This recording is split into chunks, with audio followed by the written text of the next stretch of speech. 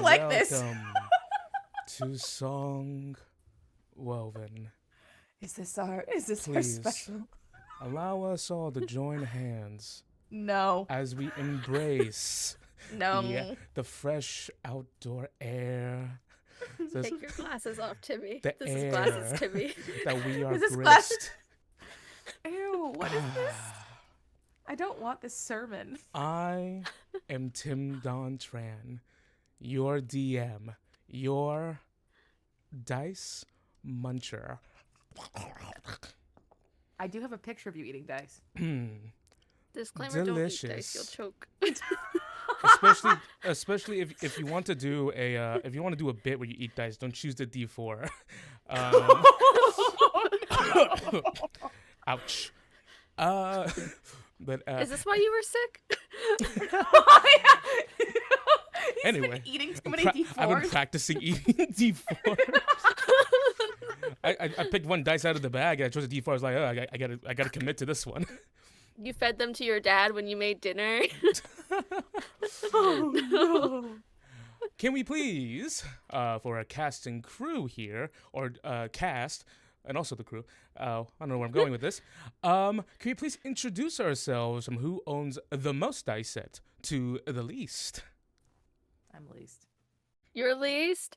Oh, dang. Okay. Hi, my name's Jenny Sherrard. I play Cecilia Idlewind. I have a lot of dice that I never get to use because I only play online. It's true.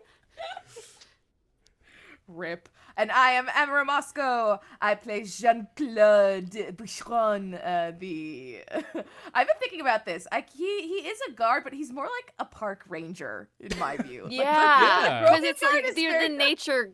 It's like you're guiding them through the forest. You're not like arresting people, really. Right, so when he Yeah. goes up against, real quick, when he goes up against town guards, I just imagine a park ranger going up against like a sergeant in the army, like, yes, well.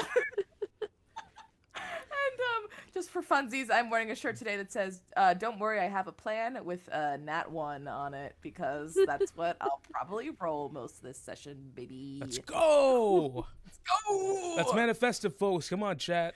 It's okay, it's all right. All right. My D4 is gone. Did I swallow it? Hold on. No. JC is smarter than the average bear, Warped Film says. I don't know, Warp Films. I don't. I mean, we did We encounter saw the that bears interaction last time. time. I think it's on par. I think his intelligence is on par with the bears. All right. Oh, God. Well, with that said, shall we get into another session of Dungeons and Dragons? 5th edition? Nah, I don't feel like it anymore. Like, just All right, guys. Hang up. Sorry about that. I guess End the stream's stream. done. Delete. Boom. Boom. We go to the Goodbye. post stream. We just go back to our twinkly lights and music. All right. So, why don't we go ahead and get ourselves a nice, nifty little recap before we start? Jenny, can you please read the? I just read the first line. yep. That posted in chat, and it's. After a not-so-stellar negotiation with some bears, Claude and Cecilia discover a stowaway on their wagon, a tiefling girl named Stellar of the Stars. You guys see what I did at 11 p.m. last night? She is on the run after robbing a grave. They are chased by a group of bandits pursuing the loot until a mysterious old man who can feel the group's desires in their bones appears and kills the bandits with his teeth or something. Or did he just what did he do? He just dropped down and was like, die? He kind of like tackled them off their horses and then. Oh. Yeah. He threw something at Marrow. them. Marrow. He said He his name, I threw think. something at them. Mm-hmm. Yeah. Teeth. And he urged Stellar to continue her quest. To get into more detail, because there's a limit to how much I can put in the chat thing. So Claude negotiated with some bears to not rob them or to at least take some stuff. And it didn't go well. Yet again, he's a park ranger. He had an argument with Smokey the bear. And then he also argued with Reginald the horse. The park rangers throwing hands with all the animals so far in the game. I don't think there's one animal that you've met so far that Jean-Claude is just like this. I want to have a feud with this animal. He did try diplomacy with the bears. It just, fell apart. Thank you, Jenny. And then Cecilia noticed that one of the crates that had gotten, a barrel that had gotten knocked over when the bears took some food from it on their wagon was back upright, and she noticed that there was the invisible tiefling Stellar of the Stars in there, who she called out, and Stellar confessed, yeah, hey, I got this job for a fortune teller named Madam Withers, and she wanted me to rob a grave of a noble for this ring and bring it to her. Was it a ring or was it a like a medallion? Oh, a necklace. A necklace, yeah. For this necklace, and so then Claude found out she was a bard and also was suspicious of her in general for obvious reasons because she was very suspicious. So they feuded for a while as well. But this feud list just keeps growing. So they decided for some reason to let her tag along still. They were like, hey, okay, but you should return your stuff. And she gave them the pendant and was like, okay, fine. And Cecilia agreed to pay her half of what Madam Withers was going to pay her, which was very generous still for, just helping out someone stealing. But Cecilia's rich, so I guess she can just do that. And then they encountered what they thought were guards. They weren't. They were bandits who they gave the pendant to, and then they proceeded to get chased by. And then old man Marrow creep guy appears and be nice to the elderly. Air quote save the day. Marrow Lovania, as I'm calling him. Sans Marrow, I don't know. But he appears, kills them, and then he appears in front of the wagon, and Cecilia can't stop in time and hits him, but he's just like, puts himself back together, no big deal, puts all his bones back in place, and is like, yeah, hey guys, I know you, but not like that. He says it like, I know you. And then he, That's a great impression of Marrow. He's like, yeah, I know you. I know your quest. I'm just gonna creep you out enough, even though this is, like, not relevant information right now, probably. But I'm just gonna call it, like, keep guiding the moon. That's cool, Cecilia. Also, I know your sister. Very dangerous path, by the way. Do not recommend. And, I don't remember exactly what he said to Claude. He said that he was a pathetic creature. You're a Yes, pitiable that's what he said. creature. Pitiable creature, and Jean-Claude was like, and that's what I get. Great. And then to Stellar, he was like, return this to its rightful owner, and he gave back the necklace, and we were all about to be like, so back in the grave, and he was like, to Madam Withers, just clarification there. Mm-hmm. And we're like, what? Which we were like, okay. What? Yeah. And then he was like, peace. And then he just dipped. Peace. Yeah, Cecilia was like, but wait, I need to know. He said something about, like, your sister's the reason I'm here. And she's like, what does that mean? And he was like, oh, that's right. Bye. And Bye-bye. And Cecilia was like, maybe that was the mad skeleton man. And then didn't she tell Stellar what they were doing? Or only hinted? So yeah, then after that, when they continued on their way, Stellar and Cecilia got to talk for a bit, and Stellar was like, guiding the moon, what's that about? And Cecilia was like, well, not the actual moon, obviously, and proceeded to lie very badly about it. And Stellar didn't push her too hard, but still found out quite a bit and told her that they have a box. She doesn't know what's inside it. And she said nothing interesting inside it or something like that. And Stellar didn't press that for now.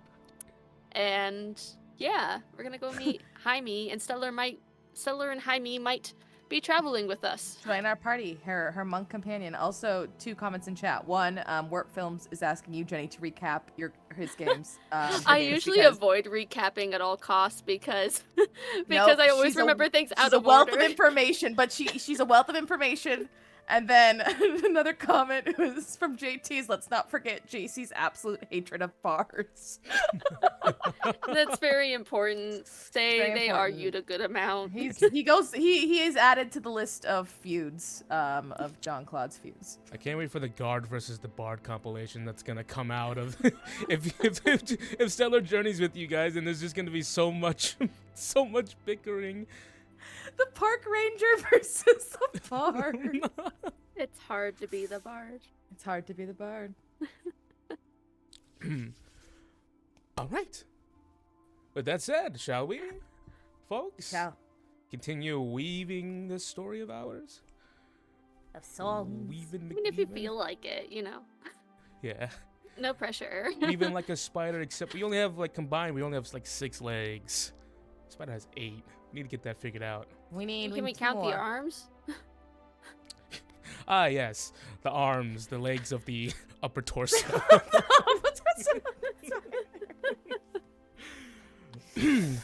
All right. With that said, we return to Cadavalrum. From the perspective of our 2 adventurous souls who just got past their first night together. After experiencing her first watch and camping out in the woods and all the nice juicy, and I disconnected. Oh goodness, and I reconnected. I should be here. Yep, but you're back now. All right. So we we're gonna- lost you for a little bit. We're gonna Is ignore the that. stream okay? Yeah, The stream restarted. Give me 1 second here. I see it's still running and it's frozen. It says 10 seconds in on mine, so it restarted. Okay, yeah, it's back now. Yeah, there we go. Stream's back. JC said stream's back. Thank you. After experiencing the first throes of adventure, the 2 of you have met a potential, a curious stranger in Stellar, and after fleeing through the night, you retreat towards the towards civilization, safe, warm civilization. So, Cecilia, and I'll say Jean-Claude. As the wagon dips through the gate of the city, Jean-Claude, you are naturally awoken. You being a very alert person, you are naturally awoken by the sounds of conversation, of chatter, as Cecilia maneuvers through the cobblestone town of Wolligheim. Getting up from your slumber, and I'll say that the both of you get a long rest. Thank God. I get one? Yeah, I'll let you have I had one. nothing left. Does that mean you're gonna do something? No. The quick. Yeah.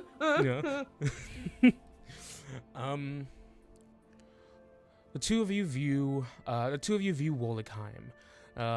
One of the farming centers of the current territory of House Parvine. The innards of the town is enclosed with stone walls. And it Oh no! No. Your internet! no. No. Is it? Is it frozen, guys? It's back. Your back I just just got a don't- little glitchy. Why did it start when the stream started? I don't know. That's our problem. That's where we No. get cursed with. No. It's okay. It's okay. It was beautiful description. All right. Shape up. Shiva. Yeah. Oh, it just gave the now live note. I think that's from the last time, though. Okay. Fun times. Great. Fun times on My Twitch. internet has been for the fine folks at home. My internet has been working the whole week until now. Until this moment. All right. You gotta go kick the neighbors off your internet. But we're gonna keep pressing on. Calm and carry on. The towns are closed within stone walls.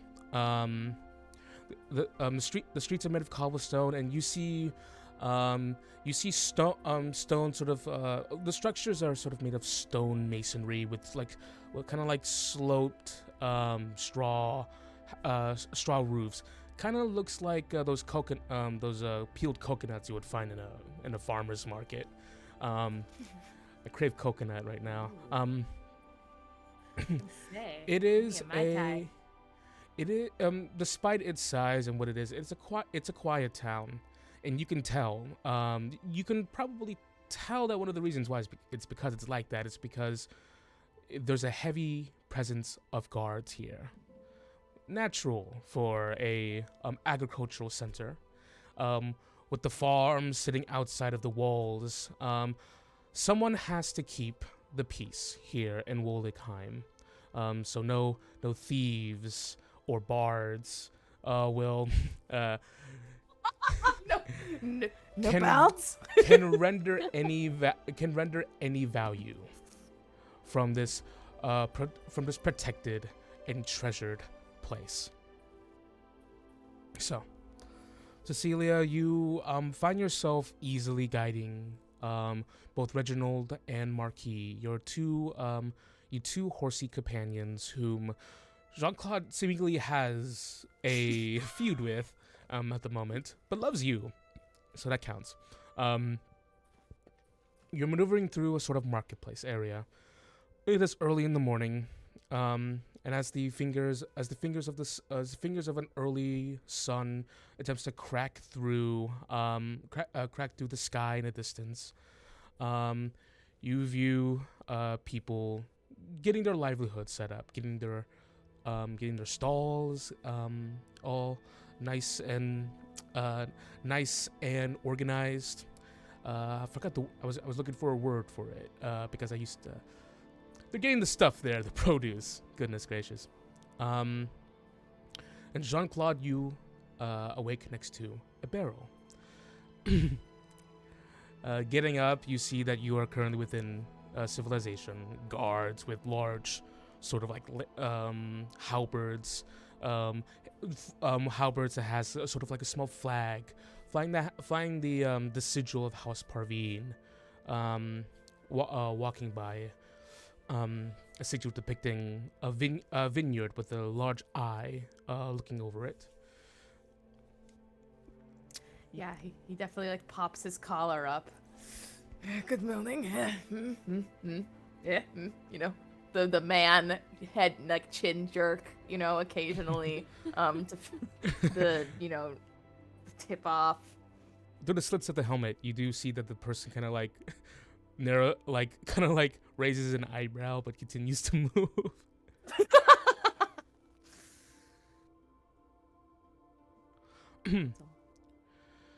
So, anything you two want to say to each other? And if not, Cecilia, where are you heading to? I think Stellar's hiding, right? Yes. Yeah. So we need to go to that inn. I don't know where it is. That is a predicament. Whoa, Jean-Claude is Spanish?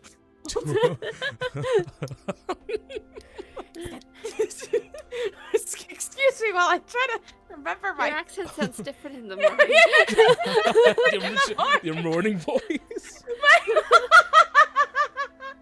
Just complete dialect.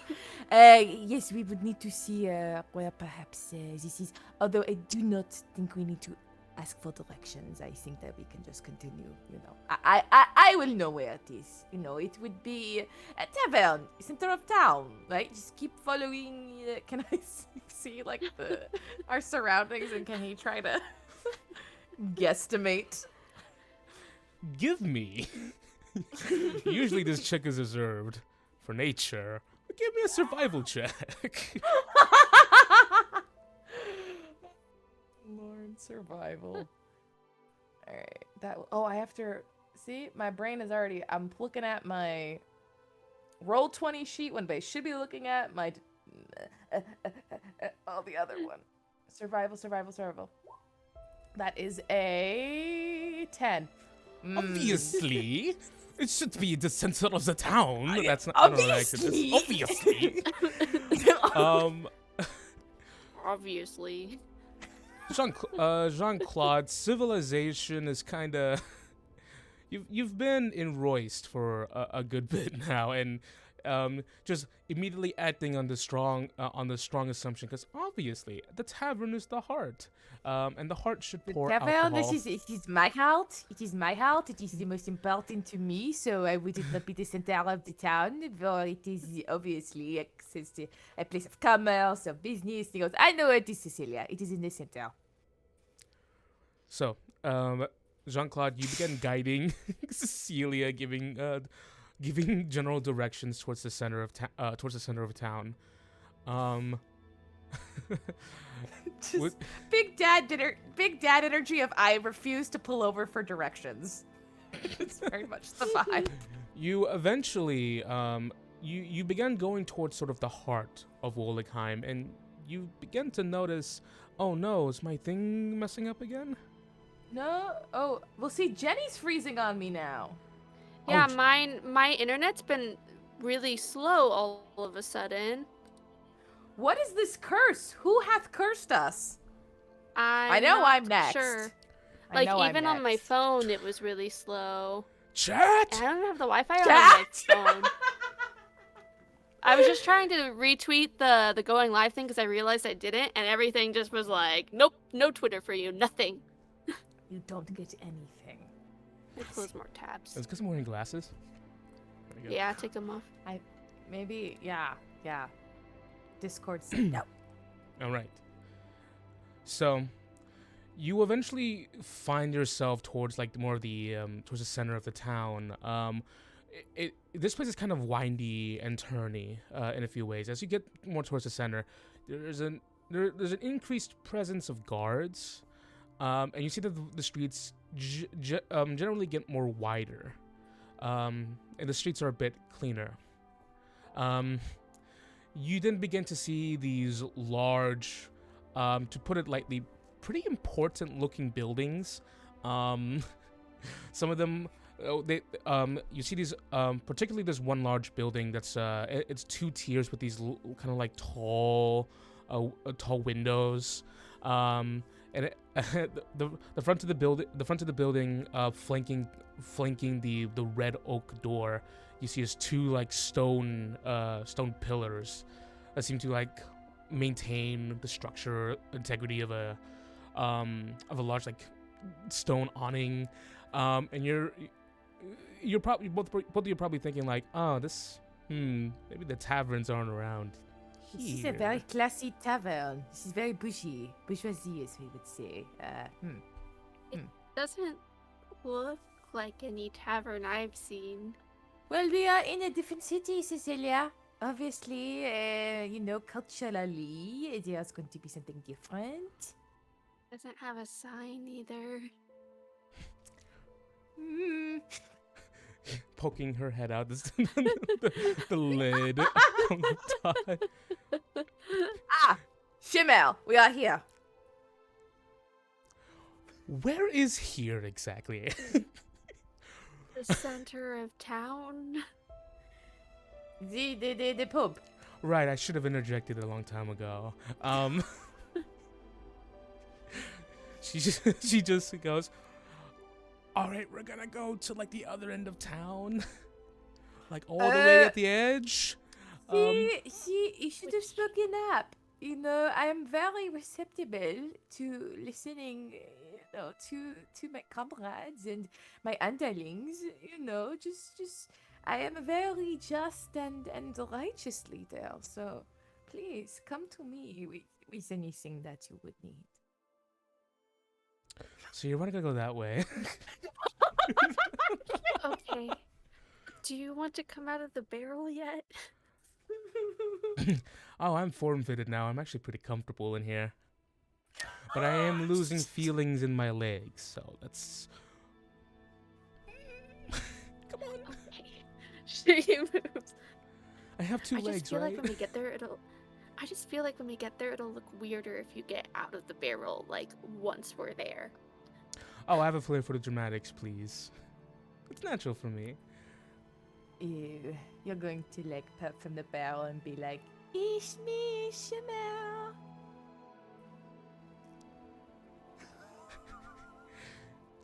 Is that what you think my name is? He blinks in confusion because he genuinely thinks her name is Shimmer. He forgot it was Stellar.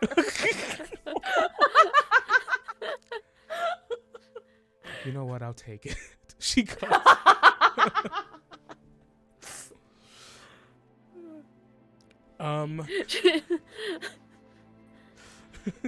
She starts giving you like little she starts giving you like directions, like quickly pointing out from inside the barrel, but also trying to hide from the guards that are patrolling the area. I'll say eventually you get to this sort of like a tavern. It is it's fashioned more like, if you can imagine, like those old-fashioned saloons where you see that there's a kind of like a balcony that like hugs around like the side, and there's a staircase that leads up towards it, that's located outside of the building, with doors that you kind of like push open, but you can see like the inside of the tavern. It seems quite, as you just kind of like approach the area, you see that there's a lot of dirt. This is located more towards the outer part of the city. You see many like dirt prints and just a collected amount of like dust like on the front of the on the porch of the building. And you hear an inviting fire roaring from the inside. You see Stellar kind of like pokes her head out, looking towards the tavern. She just goes, "There it is. All right, perfect." And she starts trying to get out of the barrel, and then you see she goes limp for a moment, kind of like leans backwards, and she just goes, "Help, help, help, help!" And she kind of like holds her arms out in the T-pose for you to like lift her out, Jean-Claude. Wait. I really hope that when he tries to lift her up, the barrel moves with her. But he'll go and try to lift her up. You go I assume strength roll. I would just say it's easy enough. Okay. Unless you want to give me an athletic check. Can I give you athletics? Give me an athletics check then. See how much he's trying. Oh, he's trying hard. 18. Yeah, that you do that. And I think, how tall? Frogs are like incredibly tall, right? So she's just kind of like dangling in the air. So you just go scoop, and as you scoop Like her when up, someone picks up their cat and they just like, circle of life Simba. I'm very much thinking that's what he does. This sudden fast like seizure of her form into the air, and she just kind of like and her hands pats around, kind of like pats you in the face. Hey, the entrance! There you go. She has entered. Woo! And he kind of shakes her around like you just gotta.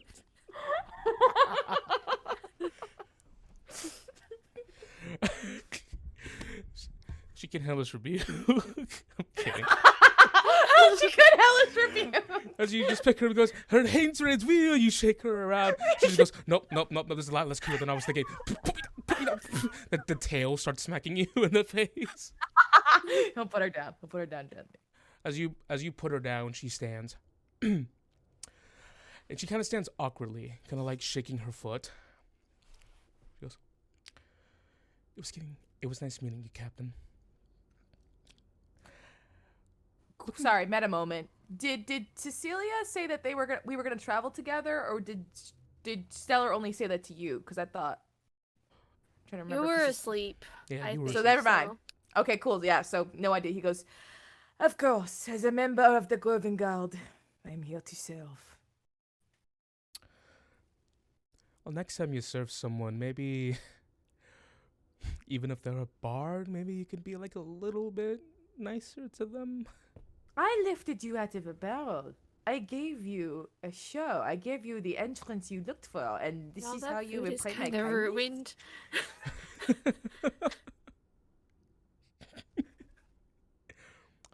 See, this is the thing with you bards, is that you know, Oh, I excuse show me, you kindness. bards? What is that supposed to mean? You know what? I'm not gonna do it. Even Best though, of luck.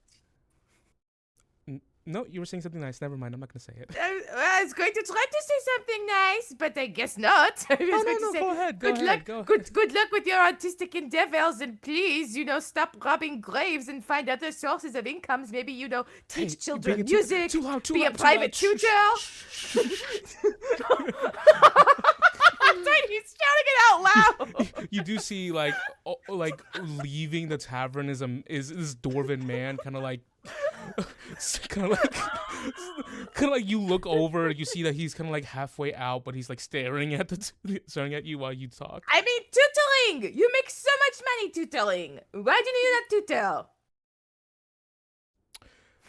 You're right, Dad. I'm sorry. I should really think about that a lot better. I'm not angry. I'm just disappointed. The dwarven man just goes. The dwarven man just goes. Okay, that makes sense. It's all coming together. Starts walking. Annie, thanks for following, Annie. Thank you, Annie. That's my friend Annie, everybody. Oh, nice. Oh, hello, You best look- friend Annie. Best friend Annie. So yeah, we are. So is Save us, Cecilia. Your friend is here, right? Well, he should be, unless But he you was. need to finish your job first. Well, I think the more pressing matter is I have to tell him where I've been, and he's probably been thinking about where I've been going, and I have to think of a good answer. Are you going to lie to your friend? You let me worry about that. I could help. I can lie. No, you don't have to. Thank you. I know you're a guard and you want to jump at the opportunity, but just Golden this. Guard. Golden Guard.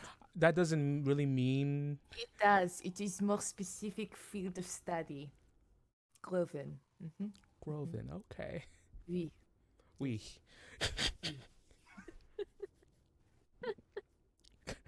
Oh, Shark! Hi, Shark! No! Who's No. Shark? Shark. Shar is my good. Who is this Shar man is and what have my- you done with Tim? Shar is my good. Shar is my good friend of many years. Hello. And We have sadly, many friends in the chat today. sadly, she has to see me in my natural state at the moment. Welcome. Welcome to chaos. But welcome to Songwoven. Oh my goodness, a lot of new people at the moment. That's so. Yeah. Can we call like the barely shaven version of me? Can we call that like Tom or something? Goodness. Just assuming new Yeah, identity. This is Jim. Jim. This is Jim. This is 18-year-old Jim. All right. So, really glad to have you all here, along for this ride and for what's about to happen next. So, you see Stellar kind of like vaults off of the side, and just giving a big stretch. You hear there's a pop in her shoulder here and there, and she just goes, "Haven't drinking anything from this place, but if you guys want to pop in and give the place a look around, be my guest. Rooms are cheap, drinks are whatever. The I need horses to invest. definitely need rest. And we need to investigate. I will, Miss Cecilia, for your safety, I will investigate the bar first. Okay? Oh, Yes, I'm off. okay. Don't sit at the bar. As Jean-Claude enters the bar first, Stella looks at you, Cecilia, and goes, I'm not really confident anymore about it being peaceful if I walk in there. I feel like maybe I was told not to let him drink that much, but also I don't know what to say. Oh, that's right. She was, Or- wasn't she? You want to come in with me? Sure. I will say that your wagon situation can get like situated really quickly. Just make it really easy. Reginald. And then leave. During this time, I would say you get a bit of alone time, Jean-Claude, as you enter into the tavern. It has those old like Western style kind of like push open kind of like doors. Oh, is it much like Lord of the Rings? Like, can he do the, oh my god, what's his Boom, name? yeah. Aragon and the Doors of Helm's Deep. Dunk! Fire up those fryers, cause I. And if I can just grab this real quick. You are greeted with the wonderful sight of lively conversation. Thus, your nostrils are immediately attacked by the scent of something strong, something that makes them curl. Some strong alcohol being produced somewhere in the back. You do remember you were told by Stellar that this place was the reason why it's called the First Draft is because it's connected to the first brewery that was built here. You immediately seeing just a menagerie of individuals here, tables and chairs strewn about, all of them filled with all types of individuals. You currently see a Goliath and a gnomish man currently lock arms with one another. Oh my god! Wait. Well, playing a game of arm wrestling. You see the gnomish man using both of his hands, and you see the Goliath who's using one hand clamped around the entirety of both hands, drinking while just pushing, while the gnome is fighting for his life. You see, you hear someone slam their tankard against the table, and all of a sudden ale just goes flying everywhere. As you hear, "Yes, I did it! I hit the big one!" And as you see a table, where you see that there's a sort of a well-dressed person there, and the person celebrating seems to be a half elvish man, drunk, red in the face. And seemingly a game of blackjack is being played on the table. Yes. Gambling involves lies. Yes. Yep. Continue. I'll say it is a warm, inviting atmosphere in here. Behind the bar area, you see that there's a man with a full sort of like a full blonde beard that kind of hides his mouth. I love those designs, by the way. And you can see the big barrels, big cast oak barrels, kind of like sitting in the back where all the alcohol is being produced, and you can tell it's fresh. You haven't had it fresh in a while. Oh, no, not in the Grovengard. We never get it fresh. He immediately, saunters up, trying to play it cool. Like, hand in his belt loop, saunters up to the bar, gives a good old smack on the bar top a couple times and go, Good morning. Yes, good morning. How? Just looks at you up and down. This tall man who's almost as tall as you, actually. Really? He is like I'm thinking Full Metal Alchemist, like the Armstrong, like that size. My favorite show ever. Jean-Claude goes, he has his sleeves rolled up, like hairy, snood, like very buff arms. okay, he's sexy. All right. His beard and mustache moves when he talks. He just Muscle man. You seem new around here. Shall I interest you in a room or a drink? Oh, well, you both sound wonderful, but a drink to start off. You see, I am a member, and he points, to the insignia on his uniform, of the Groven Guard here on very serious business. Very serious, but very of course, serious. incredibly serious, very top secret. But as we both know, it is important to get to know the locals in this town, in case I must collect, an alibi later or whatnot. And by the way, Jean-Claude Boucheron, it is a pleasure to meet you. Your finest. It smells, it's so good. I would love your largest cup, please. Because absolutely. Because I never mind assisting a member of the guard with building report with the locals. I admire a man who performs and sticks to their duties very well. I am. What can I say? I am a Groven Guard of the people.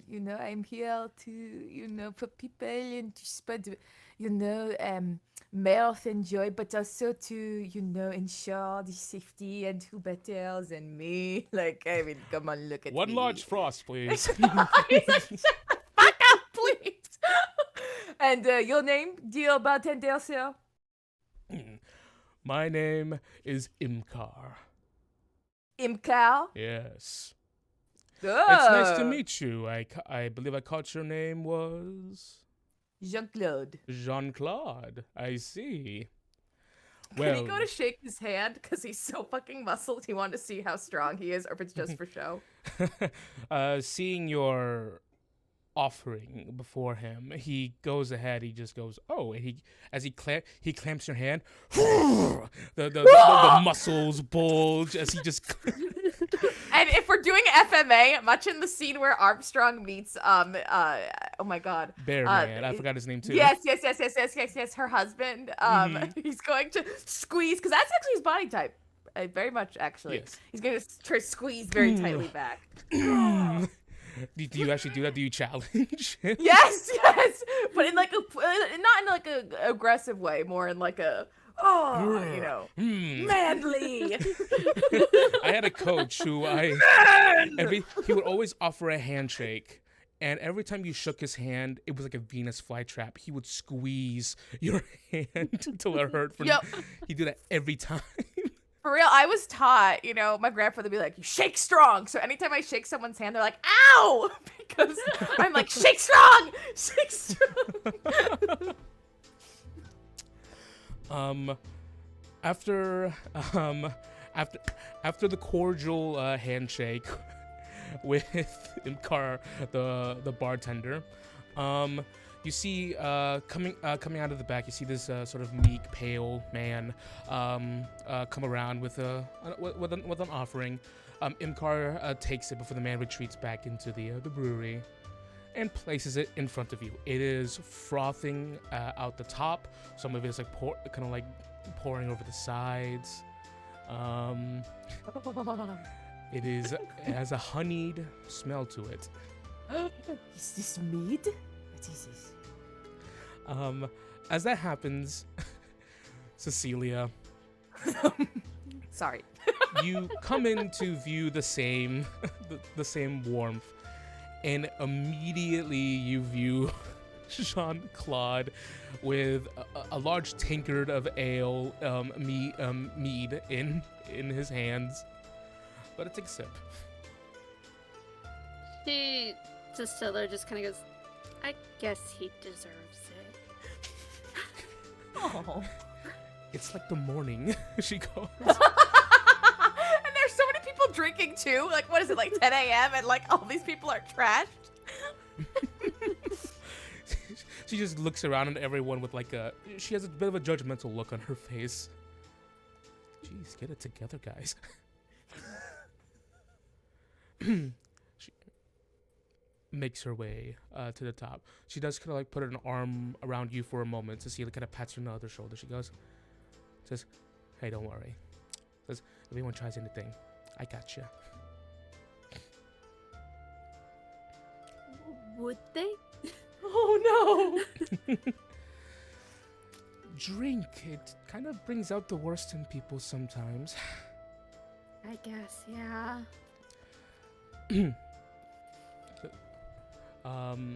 Makes her way to the front, and Jean-Claude, you're enjoying the drink? Oh, he's like savoring it. Mm-hmm. You know, oh yeah, exactly.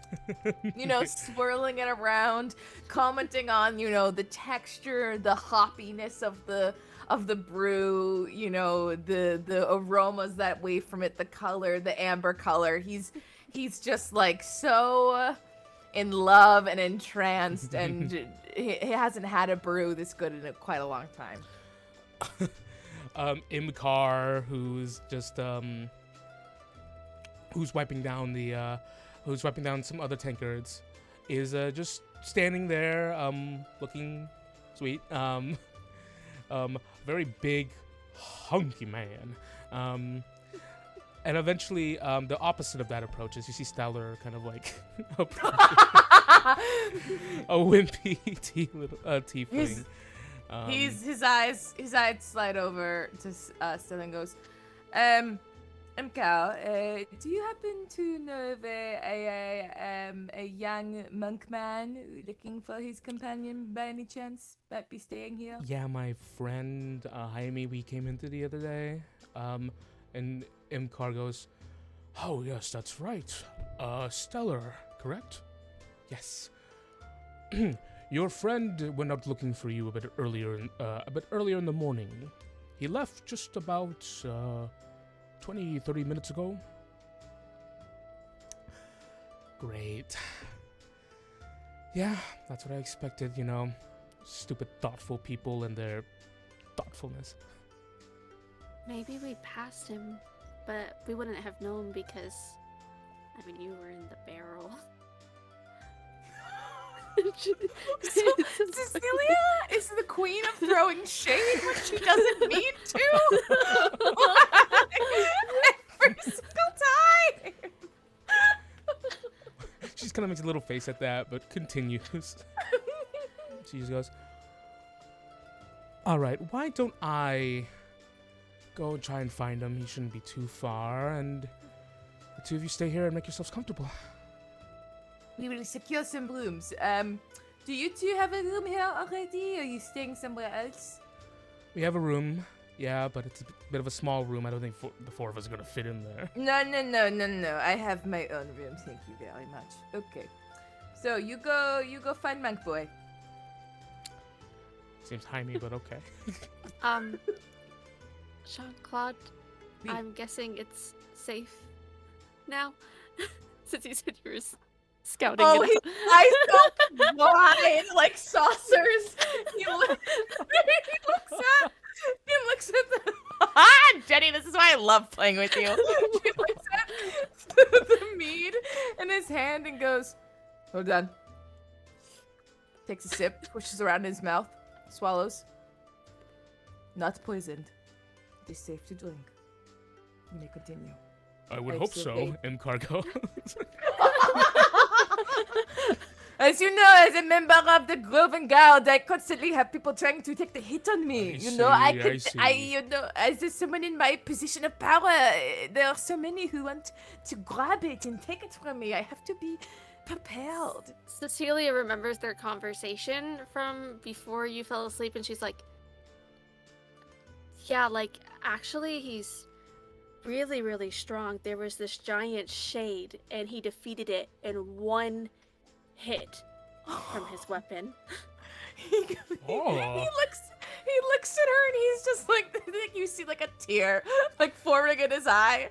He nods. It was very impressive, she says. Stellar goes, "He danced with his hips earlier and almost broke his back." he gets a cough and goes, okay. Yes, but Miss Cece, is like a room of your own, yes?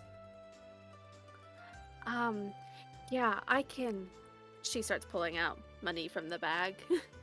We shall have 2 rooms, please. I'll be 2 silver a night.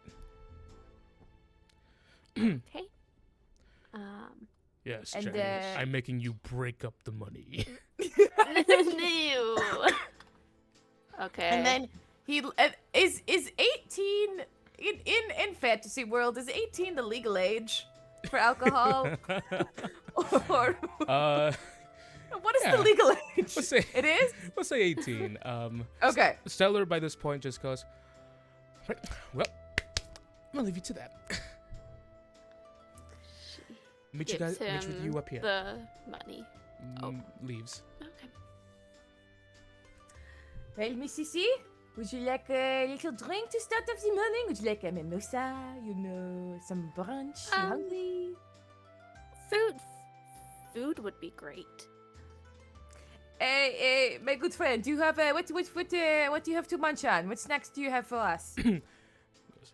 He provides you the menu very cleanly, just like with his little thumbs. Just it just kind of presents it to you. There's an assortment of just of breakfast foods and fruit medleys. Not gonna get into too many details about that.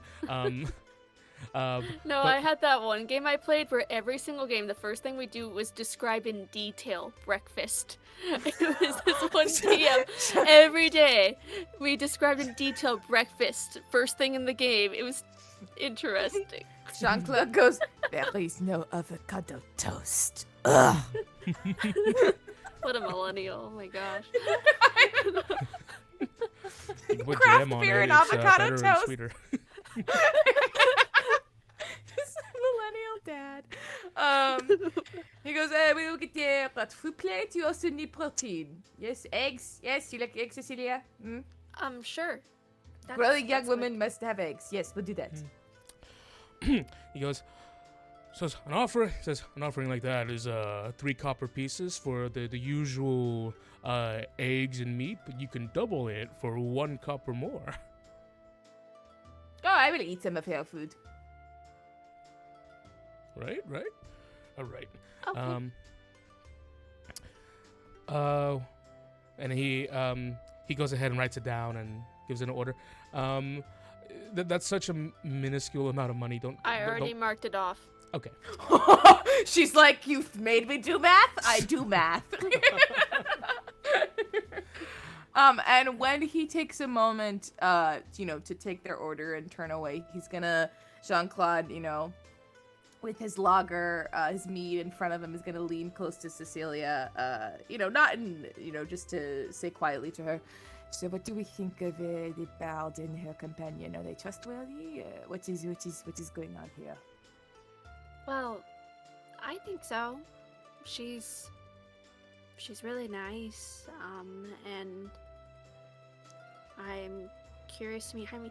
Oh, while you were asleep, she talked about maybe that apparently we're heading the same way anyways.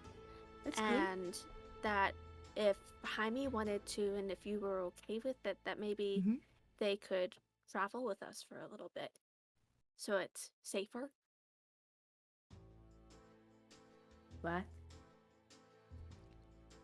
Well, she just thought it'd be safer given everything that's happened. Oh, we don't get to drop her off here. She just stays with us. Well, they're kind of going the same way anyway, so we'd probably run into them again. But is this something can that's always... no? Hold on. Can he insight? Cause like he wants, if she wants her to come with them, he'll find a reason to acquiesce. Instead of what exactly again?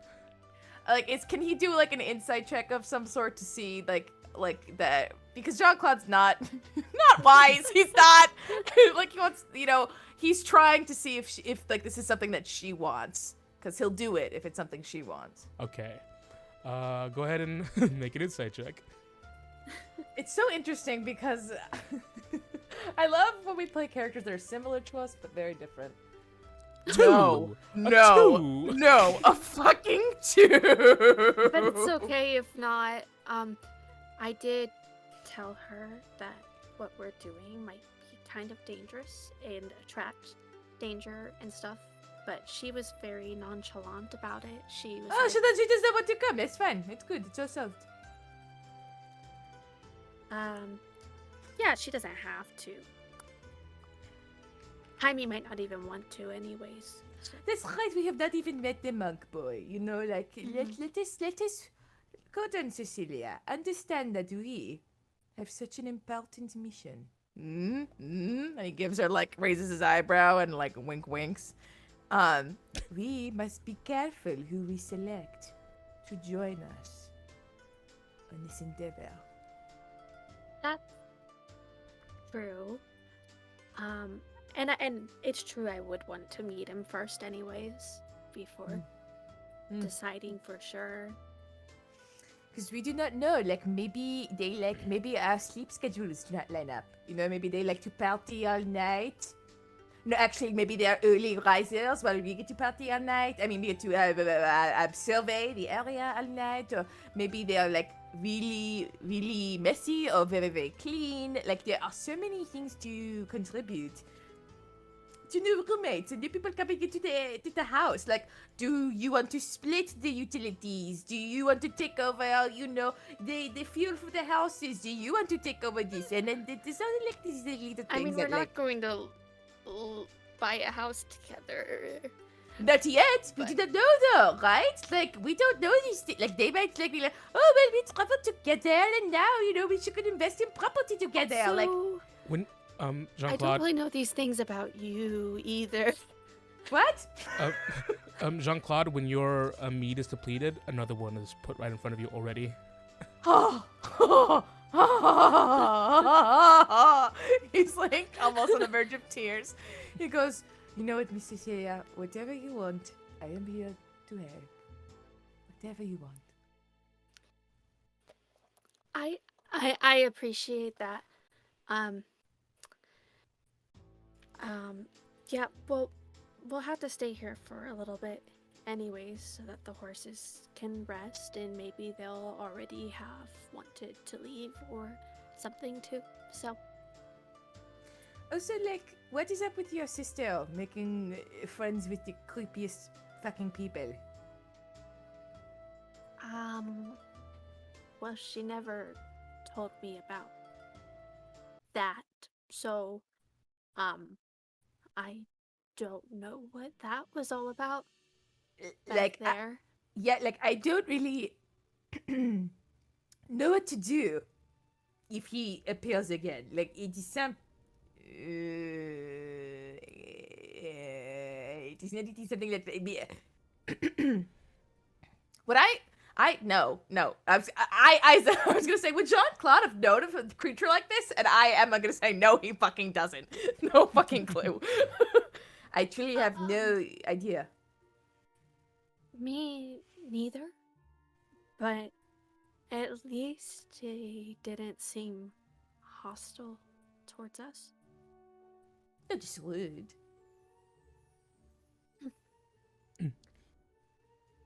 Could you pray to your goddess? Oh no, wait, clerics can do a thing, right? Where they ask their god a question. Can you not do that? Well, there's spells you can cast like that. I would need very specific components for the spell, though. She looks in her bag. She reaches in. Specially marked sticks, bones, tokens of saloon, anything. Sticks! 25 gold pieces worth. Sticks. You got a handful of them. Bones. Not these sticks. They have to be specially marked. Oh no! You throw the sticks back in. No, damn it! Bones. You reach in, you think of bones, and you think, wait, what bones are we in here? You pull out a femur? The conversation with the bag of holding and putting bodies in the bag of holding comes back. You see as the femur, the full femur comes out, the bartender kind of like raises an eyebrow at that. She jumps and drops it back in the bag. Yeah, just turns away. Maybe that is why Mero likes us so much, because you just carry bones in this bag. Tokens of saloon? Yes. 1. What approximate value? Approximate value. This is the problem with Appraise She takes out like a little like eyeglass. You see? You judge your sister's your sister's holy holy focus. The chain is silver, but you're not entirely too sure about the value from a glance. Just I don't know if this would work, and it's also possible that this might have been our mother's, so maybe I shouldn't use it for a spell. Why not? Don't mothers like when their kids wear their, the things, the trinkets and stuff? Oh, I mean, yeah, I'd just like to continue wearing it. Oh wait, the spell doesn't consume the components, so I could. Never mind. Well, actually, I don't know how the spell works exactly. I've never cast it. And also, it does let me ask a question, but it has to be about, well, from what I've read about it, it has to be about a course of action. Oh. Whether it's good or bad. Like morally or? Well, outcome-wise, if it'll go well or if it'll go bad. You know what, though? You could ask about the outcome of this mission. There's another thing, too. What? It has to be about a course of action that we take within the next 30 minutes. So, well, actually, there sucks. are spells more about, like, what you were kind of asking about, but they're just too advanced for me right now. Don't well, hey. And he sees her start to, like go a little in on herself with that last one and goes, hey, the spells that you were casting last night, magnifique. Very impressive for a caster of your beginnings, yes? You will get there. Thanks. I have no doubt. Yeah, I know.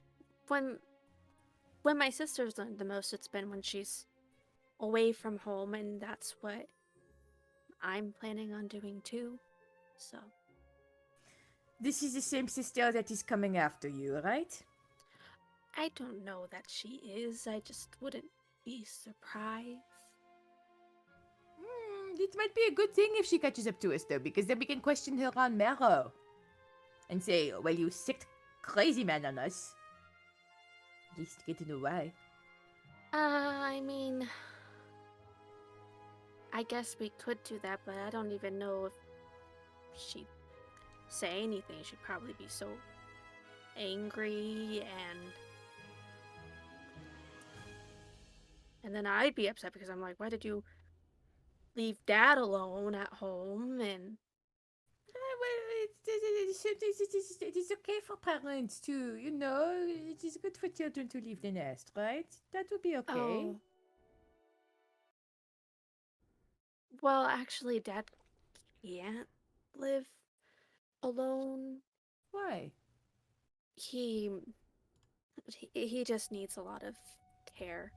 And I mean, I know she wouldn't just leave without like getting somebody to do it, but Well, your mom, why doesn't your mom watch after him? oh, my mom passed away when I was pretty young. So, Oh. Cecilia. I'm so sorry. oh, I mean, it was a really long time ago, so. But still, Still less. Well, here. Eat up. Get some food in you. Ah, no talk of sadness. We eat, we prepare, and we figure out what is up with Shimmer and her monk boy. And also this Madame Widow stuff. I am missing a connection here. I am missing something here. We don't have the necklace, do we? Did we lose it? Did we get it back? I can't remember. I'm drinking a lot. Oh, we gave it to her, didn't we? Yes. Okay. So Because she like should have it. yeah, I also like I don't know about you, Cecilia. And he's like, confiding in her now. Like he's got his, tinker. He's like, I'm just going to say, like, I want to know, like, what kind of spell is she casting? Like, well, what is this? She, originally, she asked for it for a great spell, right? Like, what kind of spell is this? Suspicious? I think so. Something the Cloven Guard may have to, investigate, perhaps. But also they said that it rightfully belongs to her. Then why would she Maybe. lie? We've got her in a lie. Well, I think Stellar didn't know, though. If Not it was Stellar, Madame Wivios. Shimmer Stellar is fine for now. Madame Wivios. But did she even lie? I don't know. This is why we need more information. An investigation. And he's like, eyes are like wide, like looking down at her. I mean, we could, I guess, since we have to stay here today anyways. How long did Stellar mention she would be gone? She didn't say, did she? She didn't. She said she'll meet you back here, but she didn't say how long. Well, what do you say? We get a jump start on this investigation. Cadet Idlewind. Sure. I'm promoting you. Congratulations. All right. Grab your Oh. breakfast. Okay. We go. But first, let me describe the breakfast. Sizzling, scrumptious bacon, green eggs and ham. Green eggs and ham. Before that, however, as in the midst of you trying to finish off this lumberjack's breakfast, the both of you, Yum. which takes some effort, and the greasiness of it is kind of like fighting off some of the drunkiness for you, Jean-Claude. The you're grease like- just sobers me up. There is a moment where you feel a small presence by your side, and as you kind of like peer over, you see an old a middle-aged sort of gnomish man. Madame Widdles! Who has kind of like a pencil stash going on. He is flanked by a kobold. Flanked? He is flanked by this black-scaled kobold, who seems to be dressed rather nicely. Though he does have you see that there's like a knife at his hip, but he's standing very like poised, like even though his eyes are kind of like going two different ways. He's packing heat. 1 second here. I am on guard. You see the gnomish man says, "Well, hello there. You look like someone who's trying to strike out on some kind of fortune. What? You look well traveled, is what I'm saying. I Oh. recognize that patch you got. It's the Groven Guard. You're kind of way out of your league here." Way out of my league? I think that is... Punk! Slams the glass down and goes, I Just can assure far you, from home. there bit. is no league that is out of our league. And yes, we are far from home, because that we are that well traveled. Spoken like a true member of the Groven Guard. You helped my husband out of a mess once. So I'm seeing you, and I would want to help you on your little whatever endeavors you have out here. I mean, you're sitting here in a tavern, just enjoying the morning. It says, but surely you wish that there was something more, right? I can offer it Whoa. security. You just have to play a little game.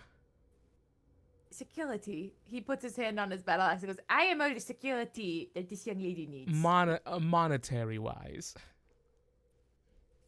Oh. You want us to invest? Are you... No. Is there a racetrack that we got to go? Do you want us to go to? And we just throw money on the racetrack and go, that pony will win. Do not. And he slips to Cecilia and goes, do not put in Reginald. He will lose. I know he would lose at the horse Reginald's race. actually really fast. Oh, fine. We'll put in Reginald. You can take our horse for the race. It's fine. What? He's resting. Now, first off, I'm gonna go ahead and say I don't know where we can go race horses nearby, but also he points at the table where you saw a group playing blackjack earlier, and he says, all the way out here, I bet you're really liking your luck. Why don't you go ahead and give it the old try? Double what's ever in your bag.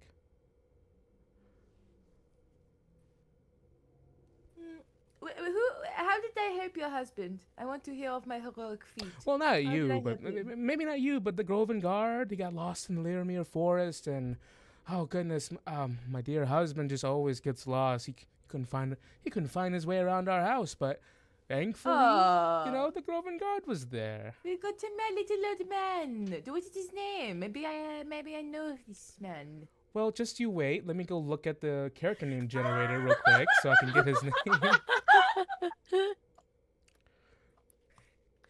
You are searching for this name. Love, amour, His name? les morts. Oh, he's a man of a light elvish persuasion. That we call him Clark. Clark! Mm-hmm. Oh, I know him. Lying. He's a wonderful man.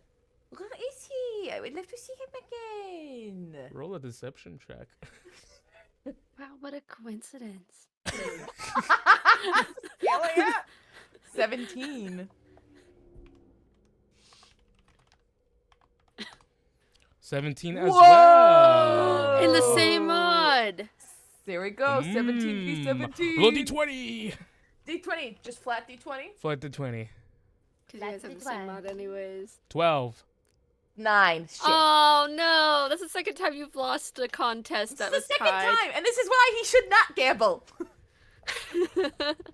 He just kind of adjusts himself in the seat next towards you a bit. And he just kind of like looks at you and he just goes, You've met my husband Clark before. No, Elvis persuasion, of course. We helped him out of the woods, and we at the Groven Guard are very personable. We try to know everyone we help. We write it and record it in our ledgers and whatnot. He actually saved my life too, in the forest. Poor Cecilia.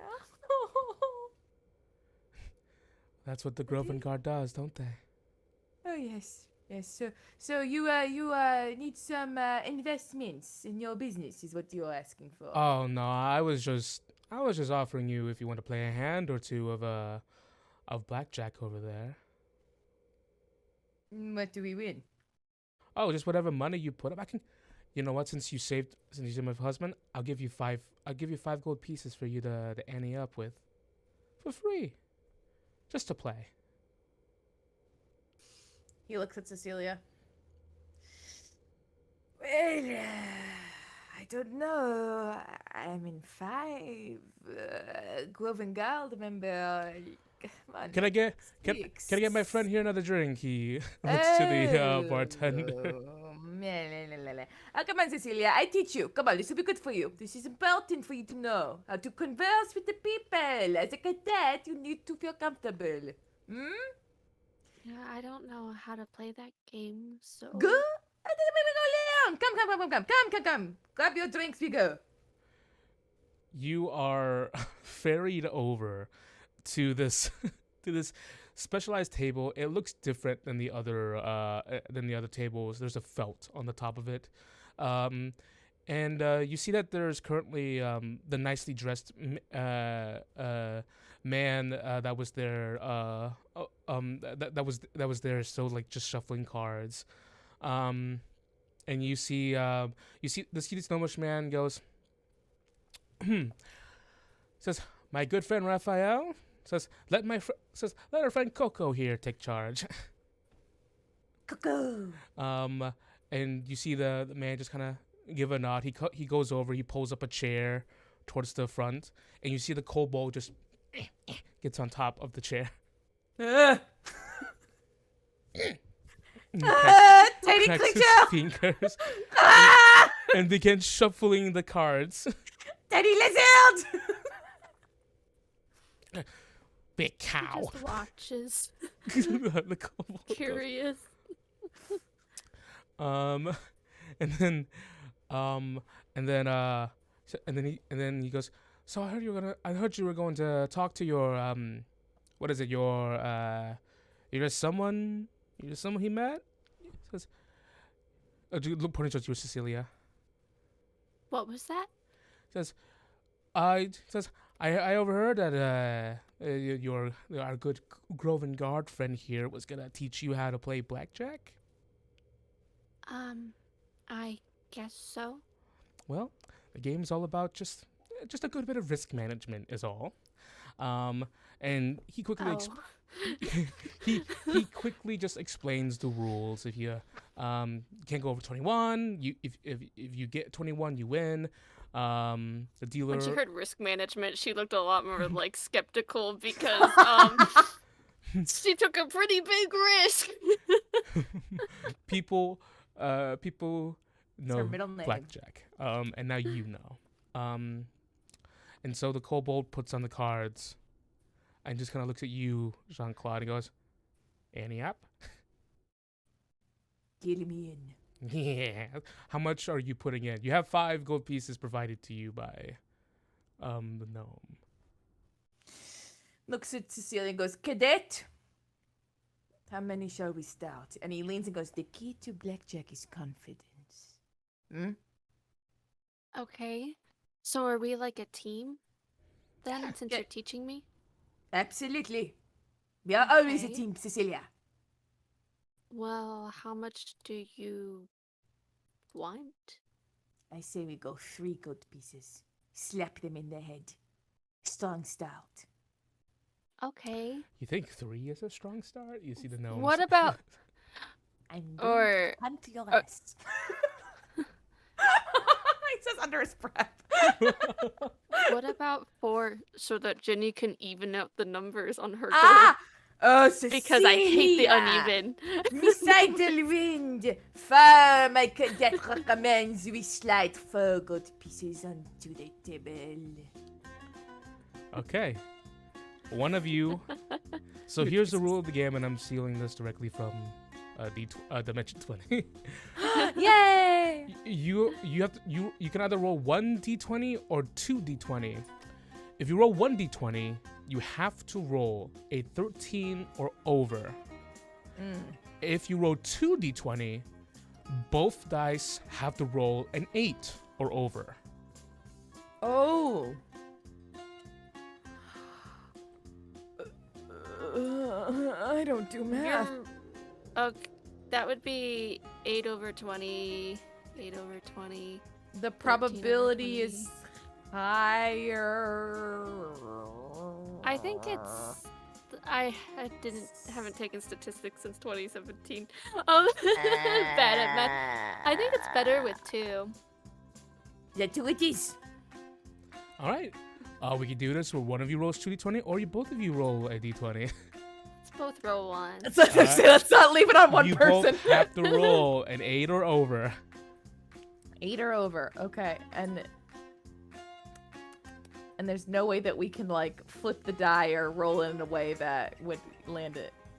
This is the players rolling, not the characters, right? Yeah. Yes. Okay. Player roll. 18. 17! Hey! Hey! Whoa. Teamwork! Teamwork. You hit. As the cards get pulled out, and Cecilia, you don't understand it yet if you want, but you see Jean-Claude kind of like celebrate, just throws up a fist.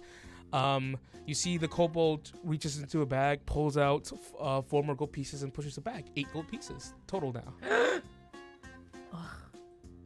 Shall we continue, cadet? Okay. How many are we putting down now? We have 8 gold pieces. How many do you want to?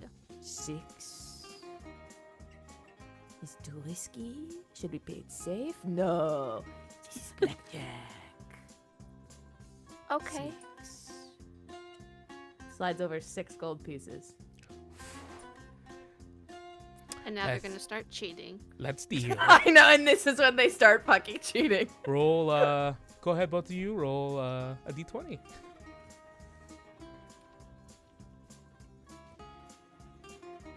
$17 and a 2. Oh no! Oh, It it's looks okay. strong, but risk management. As you say hit, pulls out a king, and you go over 21. The 6 gold pieces whoosh, disappear. Oh, that is okay. It is okay, cadet. All right, Miss Cecilia. Is there a way to cheat in blackjack? Asking for Jean-Claude's deception roll. You like kick someone under the table or People can, I mean, that's just an obvious. Like, I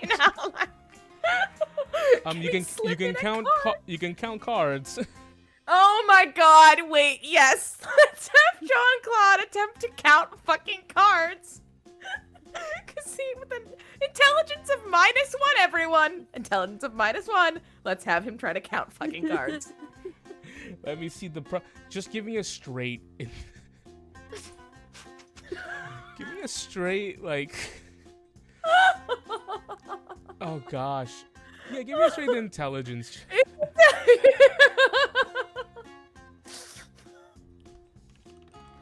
Oh, I clicked it, but nothing happened. Why? My question didn't- Why away? It's that. Where do I press, guys? Help me. I'm pressing the 9. It's so okay. Don't click Oh, the it's- number. Click the word. Got it. Ooh, starting off strong with a 25. 7, baby. Yeah. Saboo! The kobold's I don't really good. know at- about it, so I can't do it. Plus 2, 4, 6, 8. Could we appreciate me, Jean-Claude? Jean-Claude, you're really staring at these cards and you're like, oh goodness, the drink is hitting you.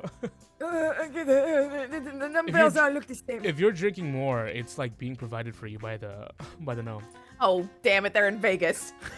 The gnome does look at you, Cecilia, and goes, hey, says, something tells me you don't drink, but would you like to give it a try? The meat here is amazing.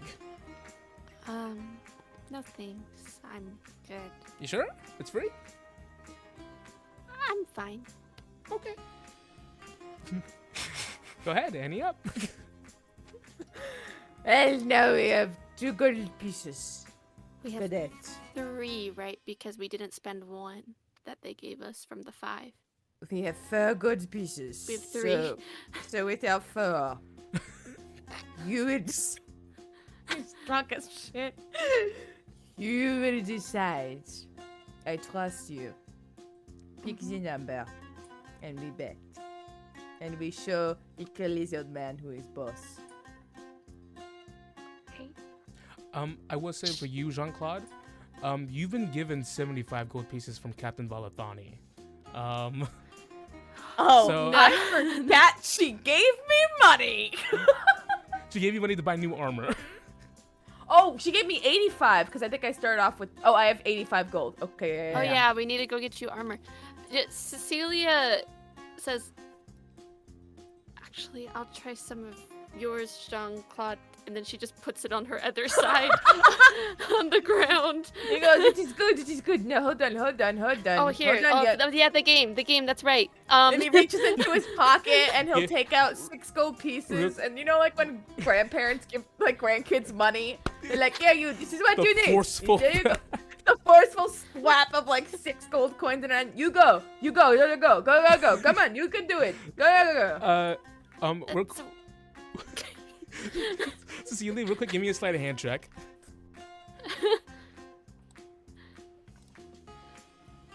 Sleight of hand. 9.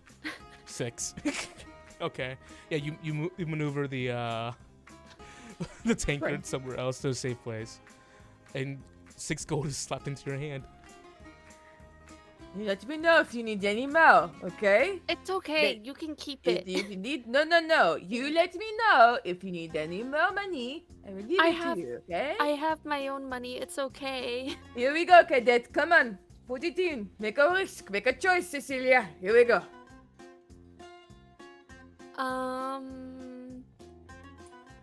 Okay. She just puts in all of it. 6. 6, all 3. Cecilia is done. She puts So in 9 is it pieces. 9? Yeah. Yeah, it's 9. 9 gold pieces. Cecilia says, I don't want to play this game anymore. You put in 9 gold pieces, so Cecilia's the only one doing it. So give me 1d20. You Okay. can do it, Jenny. 16. 16! 9 gold pieces. It comes out to 18. Woo! He, Jean-Claude, you see the big sack of gold in front of you, and you get paid like a guard's wage. So like this is like almost like a fortune to you. Like you never seen it like slide towards you before.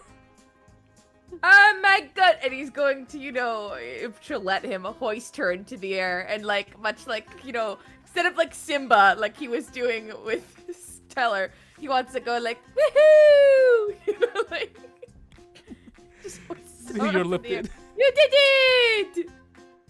Yeah. One lone voice. Yeah, you go. She's so good, good job! And he pushed her back down. That was fun. Did you still want to go Hmm? looking for... Where are we going? What are we doing? I guess not. What? Then No, the what? What do you need to do? the gnome goes like, you don't put any of your own money in there, right? You can just bet that. You can bet more. You can double everything you got in your bag. Well, some of that is his that he put in, but... Ah. Hold on. You shush. He says to the gnome. Shush. What is it you would like to do, Miss Adelwind? Well, I'm fine with whatever you want to do. We're waiting for Stellar to come back, and we have to do something. You said we have to, what was it? I cannot. In the well, morning. you wanted to go look for that fortune teller. You are right. Come, Cecilia! And he's gonna try to stand. You see the gnome, some support. You goes, hey, how about this? To really thank you, because You're bugging me. I have a husband because of you. Next hand, You're welcome. the next hand, the winning is tripled if you win. Sits back down. Okay, take a lemon. Go on, Cecilia. I give you luck. I do the luck thing. Good luck. You want me Mwah, to do it again? Yes, I do. I can't see straight right now. I don't know how to count even, so this is a lot, so please. The kobold, you see, kind of looks a bit like frantically between the gnome and you, and seemingly like what the gnome said was a bit stretching too far, and you see the kobold just goes, can we talk? Can we talk about this? And it was, you can give us a moment real quick. And the gnome and the kobold kind of like go off to the side for a bit. I can read lips How did you do that? You can read lips. from the observer feed. Oh, Do I see any catch smart. anything?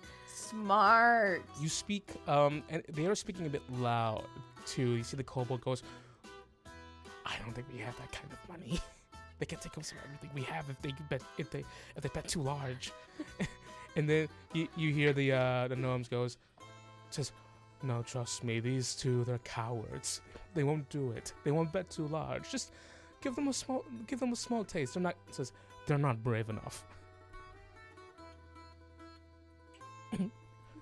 And then I get the impression they were purposefully talking loud enough for us to hear them say that? give me an insight check. Did I She's hear not familiar with these conventions, but she does have good wisdom, at least. I've heard the word coward. Not good. 21. 22! Oh, They Oh, that sucks. That sucks. By one. If I had proficiency in insight, but I Or if purposely you had didn't even- give it to her. Or if you had a bardic. Or guidance. Guidance. I'm sorry, I have to account. You for get the frantic nature of the kobold, and the confidence of the gnome, in your cowardice. You feel it to be genuine. Maybe the volume of it is the frantic nature of the conversation. The kobold comes back, looks towards the two of you, goes, any up?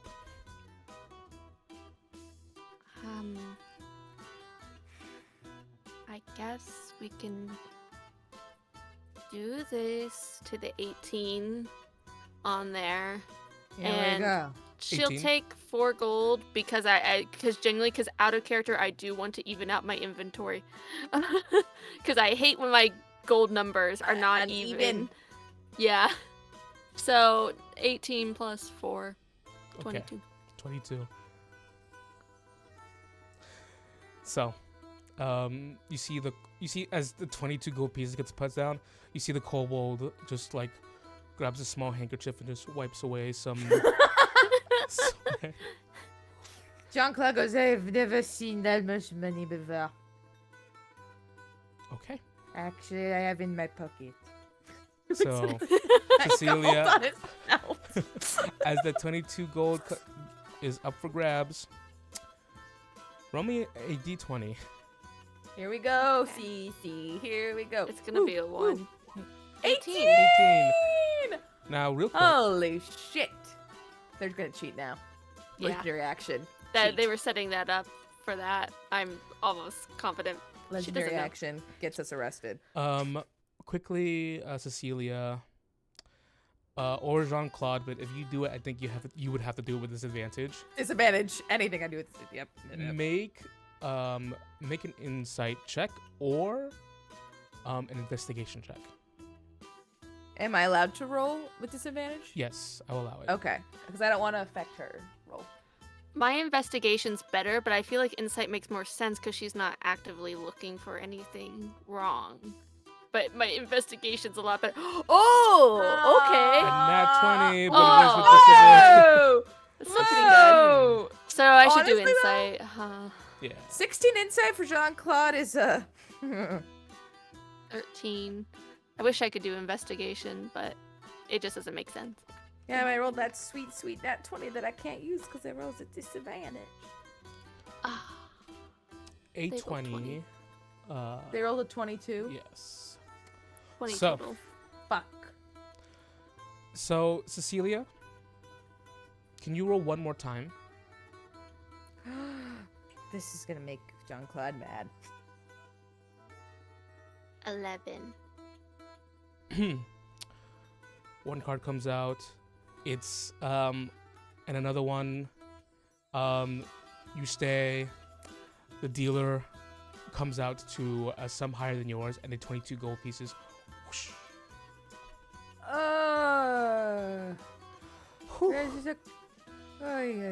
That's okay, Cecilia. That's okay. You did very, very, very good. Better luck next time, the gnome goes. Yeah. Alright, that was fun. I'm on board with this now. Come, Cecilia, we go. He's going to stand up from the table. Okay. Or stumble from the table. Are you sure you don't just want to rest? No, we have work to do, cadet. Come. The Guelphin Guard does not rest. The chat is calling for a heist. Oh. I have so much freaking money though. Honestly, though, when Jean-Claude is sober, strong consideration. Strong consideration. Maybe have the horse plan it, is what chat said. Have Reginald We make the only plan. lost 10 gold there. But we could get it back. It doesn't even have to be a heist. I can just rob them. And I have 35 platinum and 385 gold. So Perfect. Bet So that. don't from worry. my rich sister. We don't know that they cheated. You go, it is alright. Come, Cecilia, come, we need to investigate. We need to go. Let's go. Come on, Cecilia. We go. Okay. He still doesn't look fully like we could just go do this to her. She goes, "Oh, you know something else I've been wanting to do? What? Yes, what? Well, since we bought rooms, I've been wanting to see what all's in this bag because I didn't really have time to pull everything out before I left, and I'm not sure everything that's in here." Ooh, could be fun, right? Because we have to guess what is in the bag, right? We can't just reach it, right? Don't we have to guess or something? Well, yeah, but you can also just turn it inside out and everything will come out. But I don't know if that's like an invasion of privacy. No, we do it. Come on. He's gonna start pushing her upstairs. I want to see what's in the bag. Okay. So they can go to one of their rooms that they've secured. going into one of the rooms, it's a very. Wait, Emma is genuinely excited for this. If there's a body, then... if a body comes out of the fucking I warned Timmy that I was gonna do this so that he could be prepared. Oh, that's taking care of your DM, folks.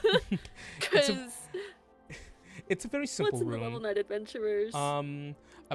About 10 feet wide, 20 feet 20 feet length. One bed, and there's like 2 footlockers in each room and a single wooden chair. It's a very simple room. That you paid 1 silver for each. So as the two of you get into this room, closing the door behind you, there is Jean-Claude. You are excited at the prospect of whatever's in this bag. It's like a loot box, a loot bag. It is like a bag of surprises. It is like the birthday parties. You know, and you go to the birthday party and they go, "Thank you for coming," and you get a little bag at the end like that. Yeah. Cecilia, you have the bag of holding in your hand. As the two of you are just crowded in this room. So what my sister told me is you just have to turn it inside out. But I don't know if they'll just like explode everywhere, or like if maybe you should back up, or...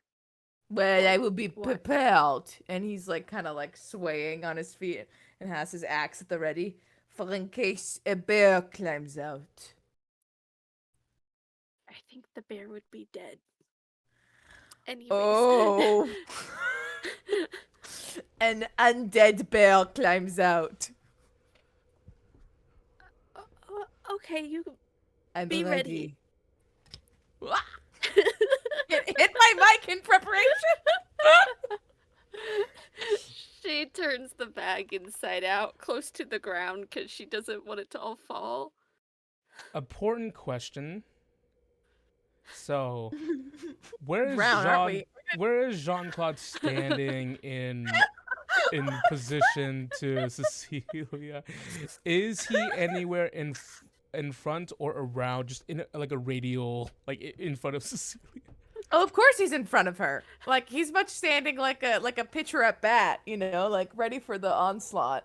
Much like a pitcher, much like a batter. Please give me a dexterity saving throw. At disadvantage. Because he's drunk as fuck. Oh yeah, give me disadvantage. Oh yeah.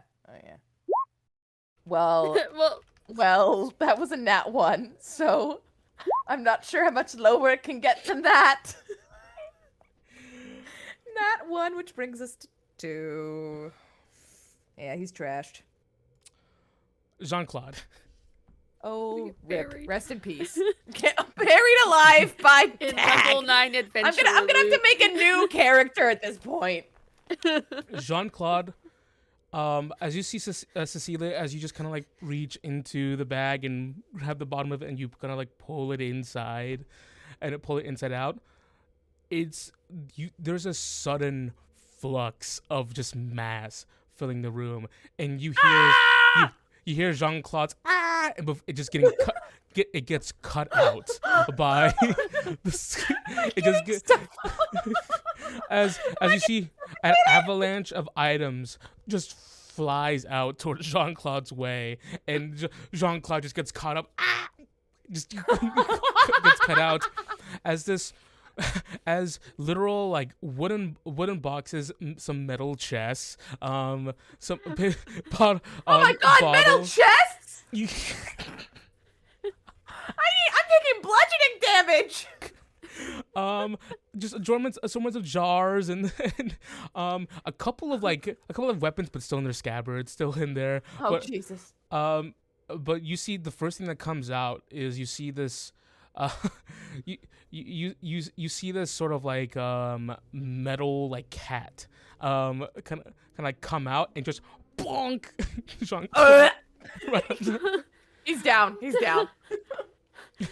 Tries to pull some stuff away. It is a mass of just junk that kind of like flown together. Your sister is not organized, and you see Jean-Claude with like a chimera flying around. By the kitty cat.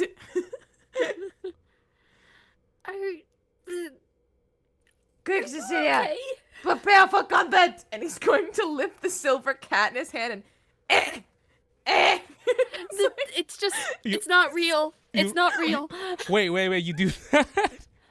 He goes, prepare for combat, lifts up It's the gonna silver activate, cat. It's isn't gonna it? activate and smacks it on the ground. Gosh. Hold on. Do not put Emma in a room with a red button. She will push it.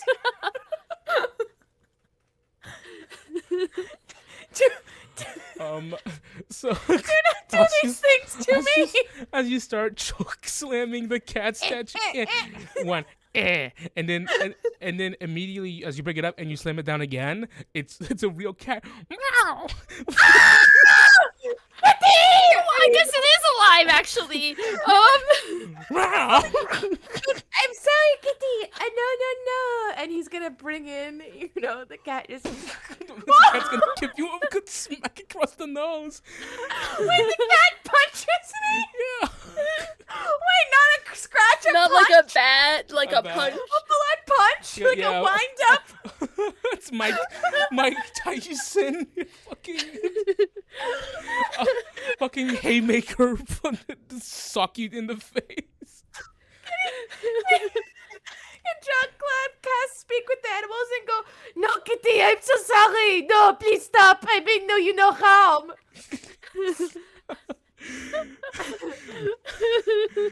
Then why are you choke slamming me? You are an inanimate object and do not know. Punch. Ow.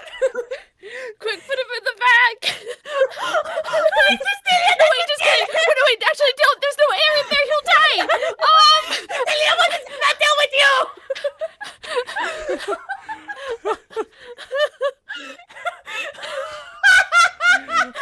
The cat's going to try and wrest itself free from your grip. He goes, I'm not putting the cat in the bag. Go back to Silver. Turn back. Bag me? What? Turn back into Silver Cat. The cat's going to try and break free from your grip. No. If you want a natural 20. Ow! It bit me.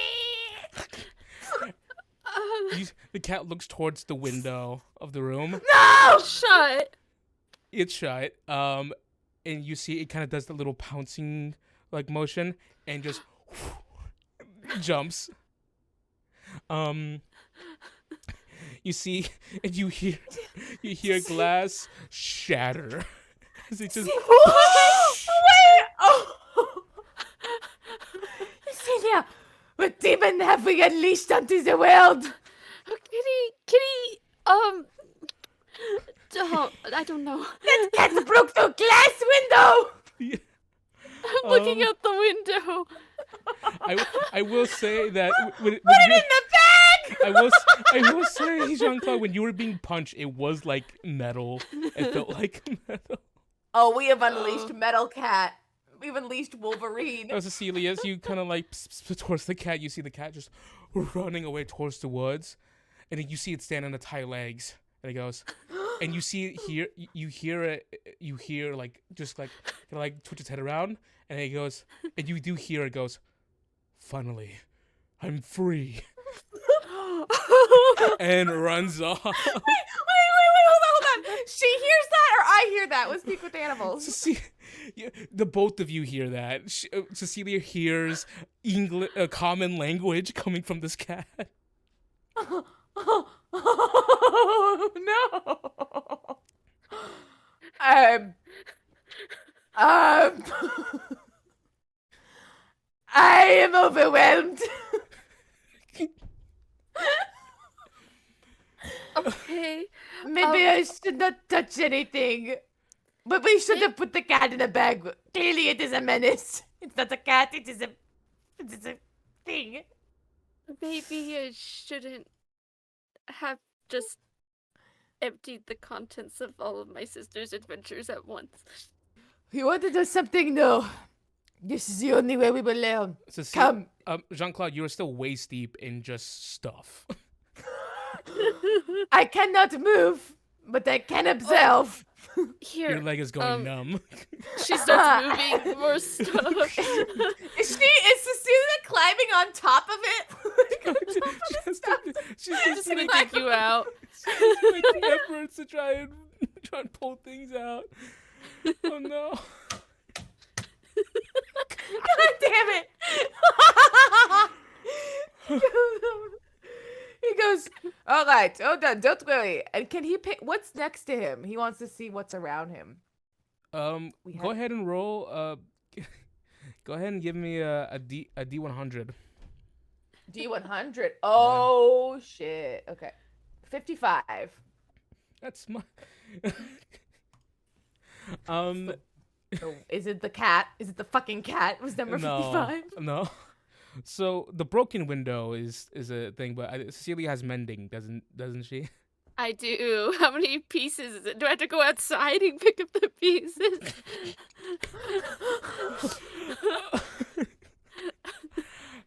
Yeah, maybe. Yeah, I would say you have to. This cat! Evil. So for you, Jean-Claude, as you reach next to you, you pull up what seems to be a knight's helm. And this is strange. This is strange to you, Cecilia, because your sister doesn't wear like the super heavy armor. You've especially never heard her wearing like a helmet like this. You see that it has like some fur around like there's the sallet, which is like the part that goes behind the head and down the neck. There's like it's lined with fur. And you see that it actually says, and you're not entirely sure. You're not entirely sure. You're not sure if this is your sister's doing, but it says Idlewind #1 on the front visor. Does it fit my head? No, it's not gonna fit. My sister doesn't wear helmets usually. Maybe it was for some spouting event. Maybe. Junk. Toss it. Immediately as you throw it and you look back to where you see Jean-Claude, you see this vial, this jar filled with like a green liquid. And as you kind of like look at it, you see that there's like a stopper, like a cork on the top, and there's like wax is melted over it to like seal it.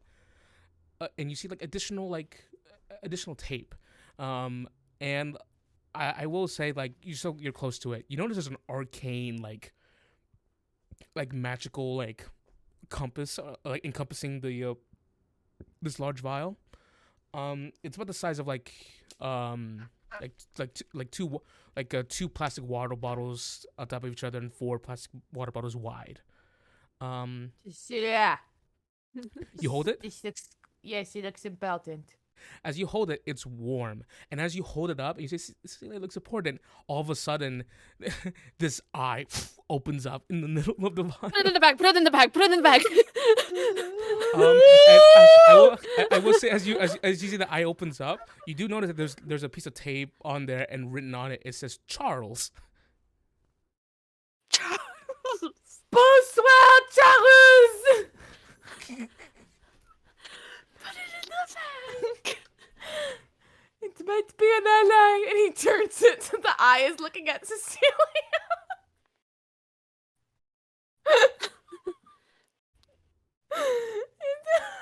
Please put it in the bag. Charles, speak! And he's gonna put it to his ear. You shake it. It's the little Charles. Hello. The one eye just No. blinks multiple times. Okay, I put it back in the bag. There you go. The eye widens and looks towards you, like Jean-Claude, like. I'm sorry. I'm sorry. I'm sorry. You put it in the bag. You put it in the bag. You know, maybe what we should do is organize stuff a bit so we can deem if anything else in here might be dangerous, she says, looking at the window. Do you know how to cast detect magic by chance? I did, but I didn't prepare it. Fear not, Miss Cecilia. And that can be cast as a ritual, so you don't have to spend a spell. Yeah, it's gotta say, yeah, I think it's because of my furball magic. Oh. I think I don't have to use it all because it's part of my furball magic. Oh, nice. He will go, fear not, Miss Cecilia. I shall handle this. Magic! What is that blasted sound? You hear Wait, that? we hear something say that? Yeah, in the pile, it's muffled. See yourself! I say detect you! Says as you kind of like peer through the pile, as you peer through the pile and thinking, man, my sister put a lot of things that can talk and move. I'm gonna throw hands with their sister at this point. Wait, sister, why did she put this stuff in the bag? Why did she just put it in the bag? You dig through some of the stuff. There's some actually like really nice stuff. You feel silk. There's more of that chocolate, and like maybe some things she was gonna give you. But as you go towards the source of this voice, you do see a skull that as soon as you see it turns. Is it the skull from the intro? As soon as you see a skull, it turns towards you. Goes. She throws it in the bag. says idle when we meet again. No, wait! You throw it in the bag. What is wrong with your sister? Anything that talks goes in the bag, okay? Is that the angry skeleton? Are you it? Maybe. You? Oh, you have to pull them out if Oh. you want to. Angry skeleton. Alas, as you slowly make him rise out of the bag. I love this episode. During my whole time in my solitude, I have been gathering, amassing dark powers. Where is Delmira Idlewind? Good night. Drops back in the back. No, wait, please. She's curious now too, so she pulls him out real briefly. She goes, Delmira, mad out you skeleton? again. You're like I'm Delmira, not. but smaller and wimpier, pathetic. Hey. And you also have glasses. I will kick your ass, skull. I don't just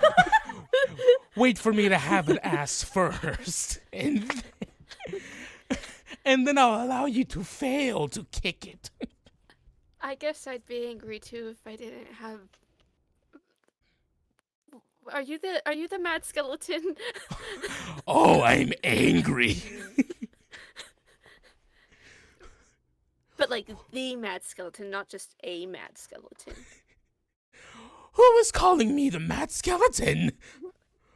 Where is Delmira? She promised me we were going to have a chat when we got back to her hometown. A chat? Like an aggressive one or like a friendly one? Kind of like looks towards you. You can't tell, because the skull doesn't have eyes, but you feel this very pointed look go your way. He goes, before you Roger my delectable skeleton skull form any further, what is your name? Cecilia. Hey, I will crack you on upside the head. Oh, you which I want to can crack do. me? He Yes, I did will. just throw a cat against the floor. So No, that makes me Augustus? feel like Why No, would I you don't throw think you. Augustus? I know. No, it was not animal abuse, Cecilia. It The was Sphinx? a statue. The Sphinx is free? The what? Sphinx. The what? Have I heard of the Sphinx, Timmy? You did hear your sister say, "Oh, I need to tell you all about the Sphinx," but didn't get to that part.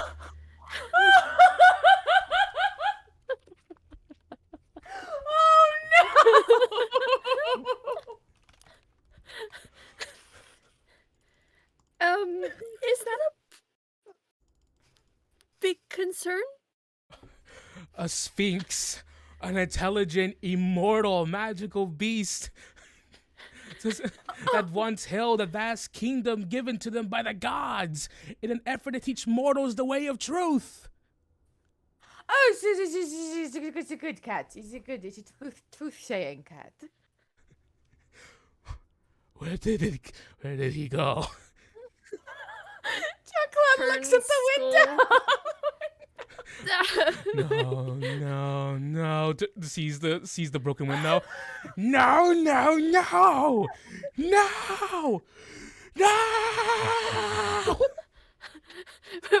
When Stellar gets back, she's just gonna hear us like yelling in this room, Screaming! and there's some other voice yelling no And from he's the open window.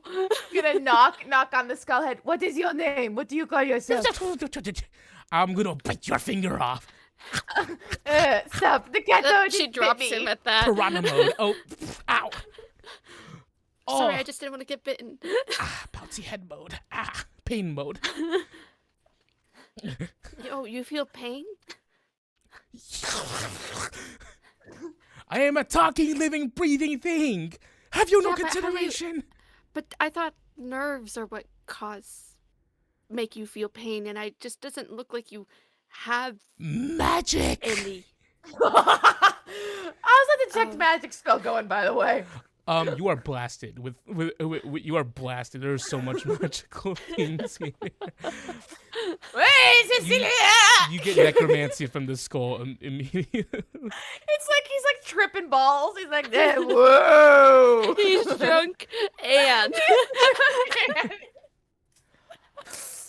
This is psychedelic, man. I was a soon-to-be lich before the cursed platinum Vexillium came to my lair and actually helped me beat the bigger lich, and I also helped them. what's a lich? Oh. You see, this is a Oh bug. shit! You don't know anything, do you? No, it is a bug in the lake that goes on top of you and sucks your blood. Oh, That is a lich. no, that's Wrong, but okay. No, I think that's a leech. I think what you're Yeah, that's what they thinking of said, lich. is like what you is it another term for what you have for your midday meal or Oh, a lich? Yeah. I More like wrong lich. somehow.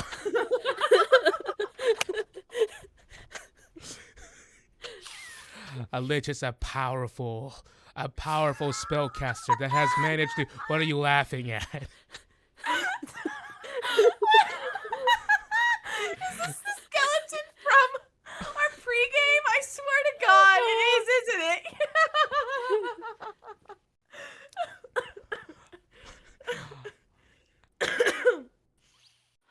Now Is that you're femur done, as I was.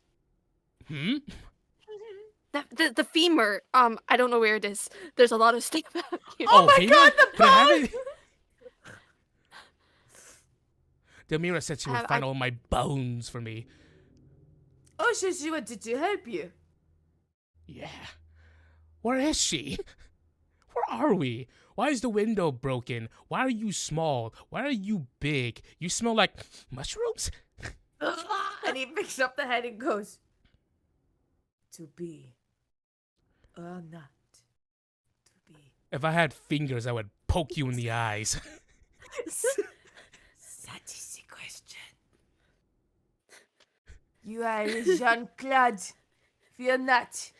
Captain Governor of the Guard in Cecilia Idlewind the moon If I could spit eyeballs, I would spit them right at you right now. I will knock you into the floor like I did that cat. Dang it. What is your name? What do you call yourself? Are you shaking it? He goes, stop it. Oh, I'm getting so dizzy. Oh. You're dizzy. I'm tripping balls, man. There's so much magic in here. I got a head talking to me. It's a metal cat. It is not really metal. And it speaks. You will address me by my proper name and title. High Lich Apheus. Eilish, what? Apheus. I'll type out the name. Apheus. Ateus. Ateus. What? Eilish Apheus. Apheus. Apheus? Apheus. Tell me, why did Cecilia's sister want to help you? Who are you, first of all, before I get into anything? He goes, I definitely puke a little in No, his mouth. no, someone else holds me. Oh shit! Here, she If I had puts legs, I him would on run. she puts him on the bed. Ooh, comfy.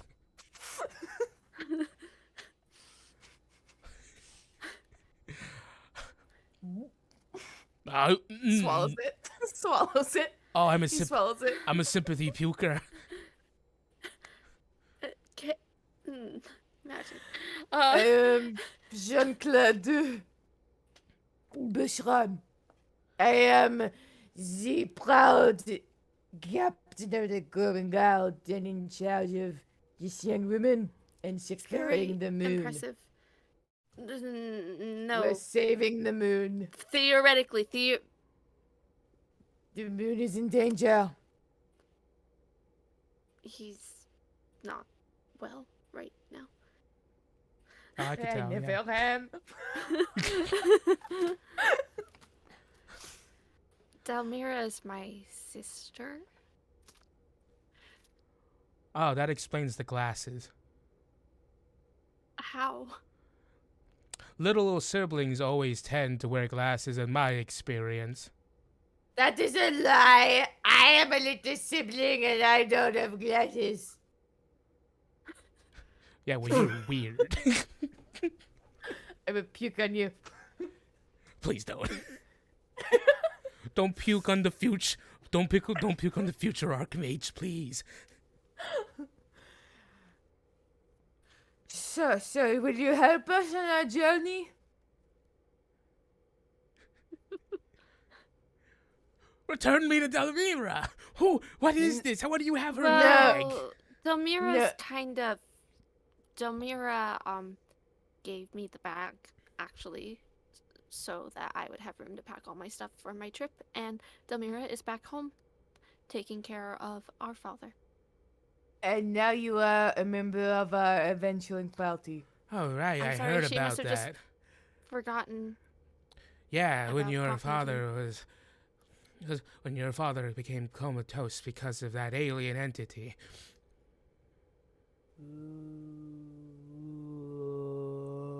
What? I was going Yeah, to help with that. You were there for that? Or to help with him? You know how to heal him? I am a powerful magical spellcaster of the highest degree. Of course I can help with healing him. Given that I would able to observe the circumstances, even though it sounds alien to me. You can cast spells? Once I am given proper form and I can return to my studies for a little bit. But I have lived a very long and arduous life. I know the history of many things front to back. I have lived through scores of years in this world. I know the ancient history I know the old magic and the new. Okay. So was that why she was taking you home? So that you could heal him? She told me she didn't make any progress. She told me she didn't find anything. Well, Did your sister lie to you? Why Perhaps would she didn't lie want to about tell that? you about me and the pinky promise that we had made. My pinky is in this area, correct? You still have my bones? It's kind of hard to say right now. If it was in the bag, then yeah. Better have all my bones. I have 2 questions. One, do bone buddies talk to each other? Give me your second question first before I continue.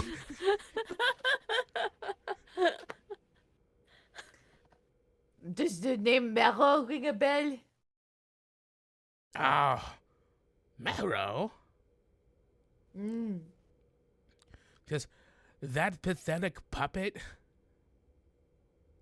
The Puppet? creepy corpse guy, right? He can feel Oh, human bones. Delmiro did away with him so fast it was over. No, he back, baby. He back in. Oh, the I don't know ring a about bell. that. We ran No, we into saw him. him. He talked to us. He said my sister was the reason he was there. All right, well, that's like fresh lore. I'm all about the ancient lore. Okay, then the first question again. Aliens? What are they? Oh, I thought you said something about bone buddies. I was trying to lead into the question about Marrow, but you distracted me, so I just got to the point. What are the aliens?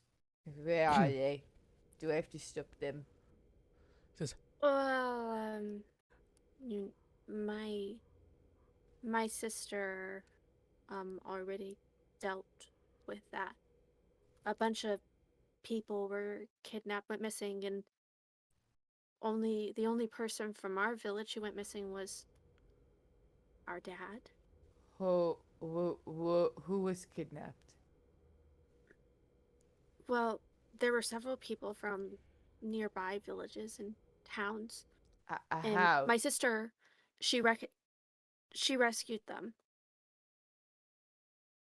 There was Uh, this monster with like tentacles or something, she said, and everyone was okay. All the victims made it out. Were fine, except for our dad. I mean, he is alive. He's been in a coma ever since then.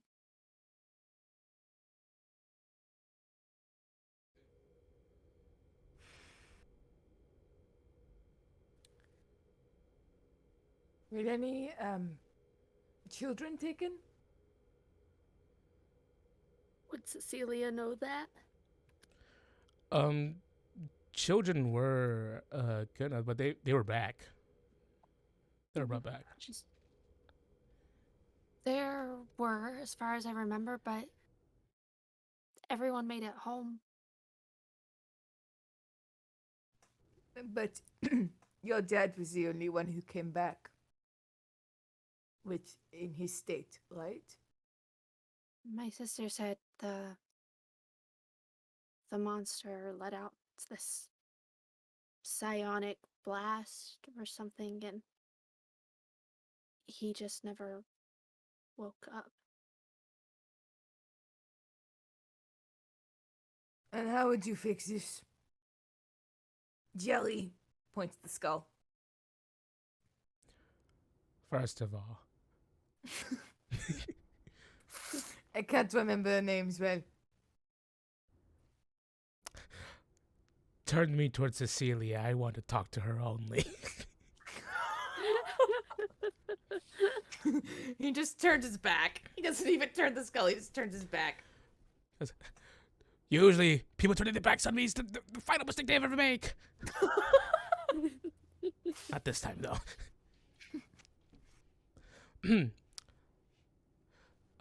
Little Idlewind. Celica. Cecilia. I said. No!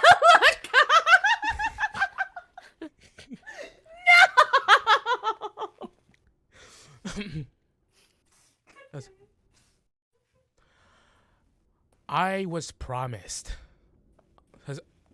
I was promised a resurrection to a fully formed body, and then I would observe your father.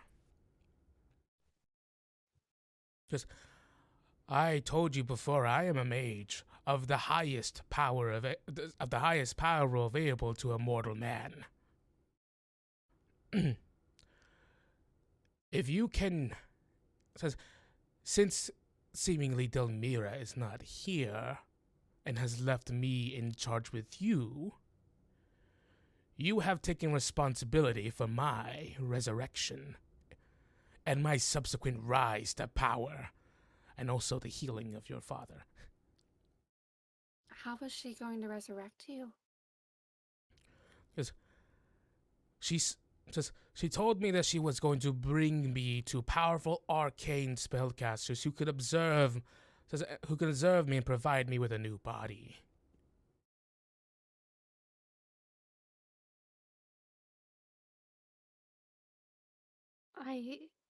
I see.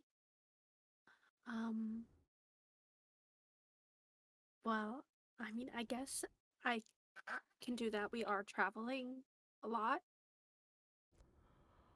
Oh, she entrusted you with me because you're going to take me. But why didn't she tell you? Oh, now that you mention it,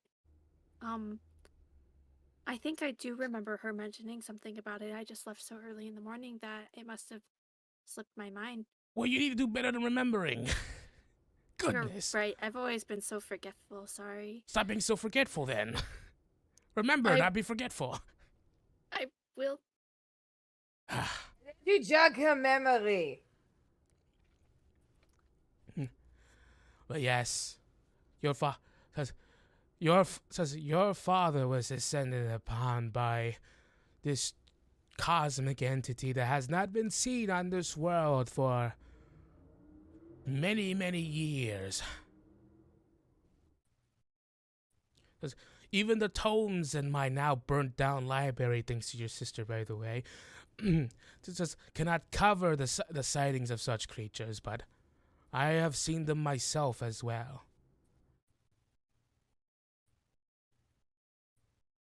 Why did she burn down your library? Because she's a klutz. Yeah, Who thinks it's a good idea to put a gas lantern into a library? Oh, this group of highly experienced adventurers. Oh, a library. I'll carry gas lanterns in here. Oh, would that set a fire? And then, whoops! Oh, set a fire to make a point. It's terrible. Makeup. Okay.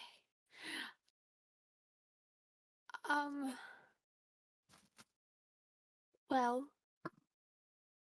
we were just going to organize the bag Good. for now. You're going to help us. I've been living in this bag for so long. I would want to see it organized. Good. Hopefully you're not half a mess like your sister. Okay, you little shit. And then he's gonna flick him on the head when he hears that. It's true, Ooh. Damira is pretty messy. If I had scissors, I would cut your fingers. If I had scissors, I would eat them.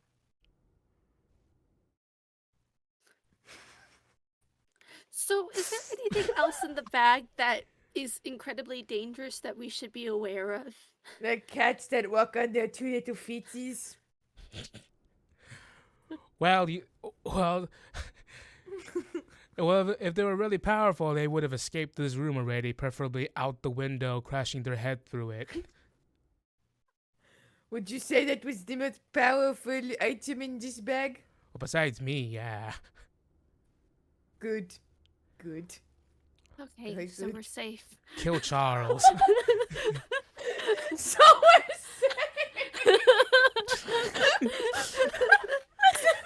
So we're someone in the Someone clip that! Someone clip that! someone in the chat goes, "Wait, I'm still in that scissor comment." I know.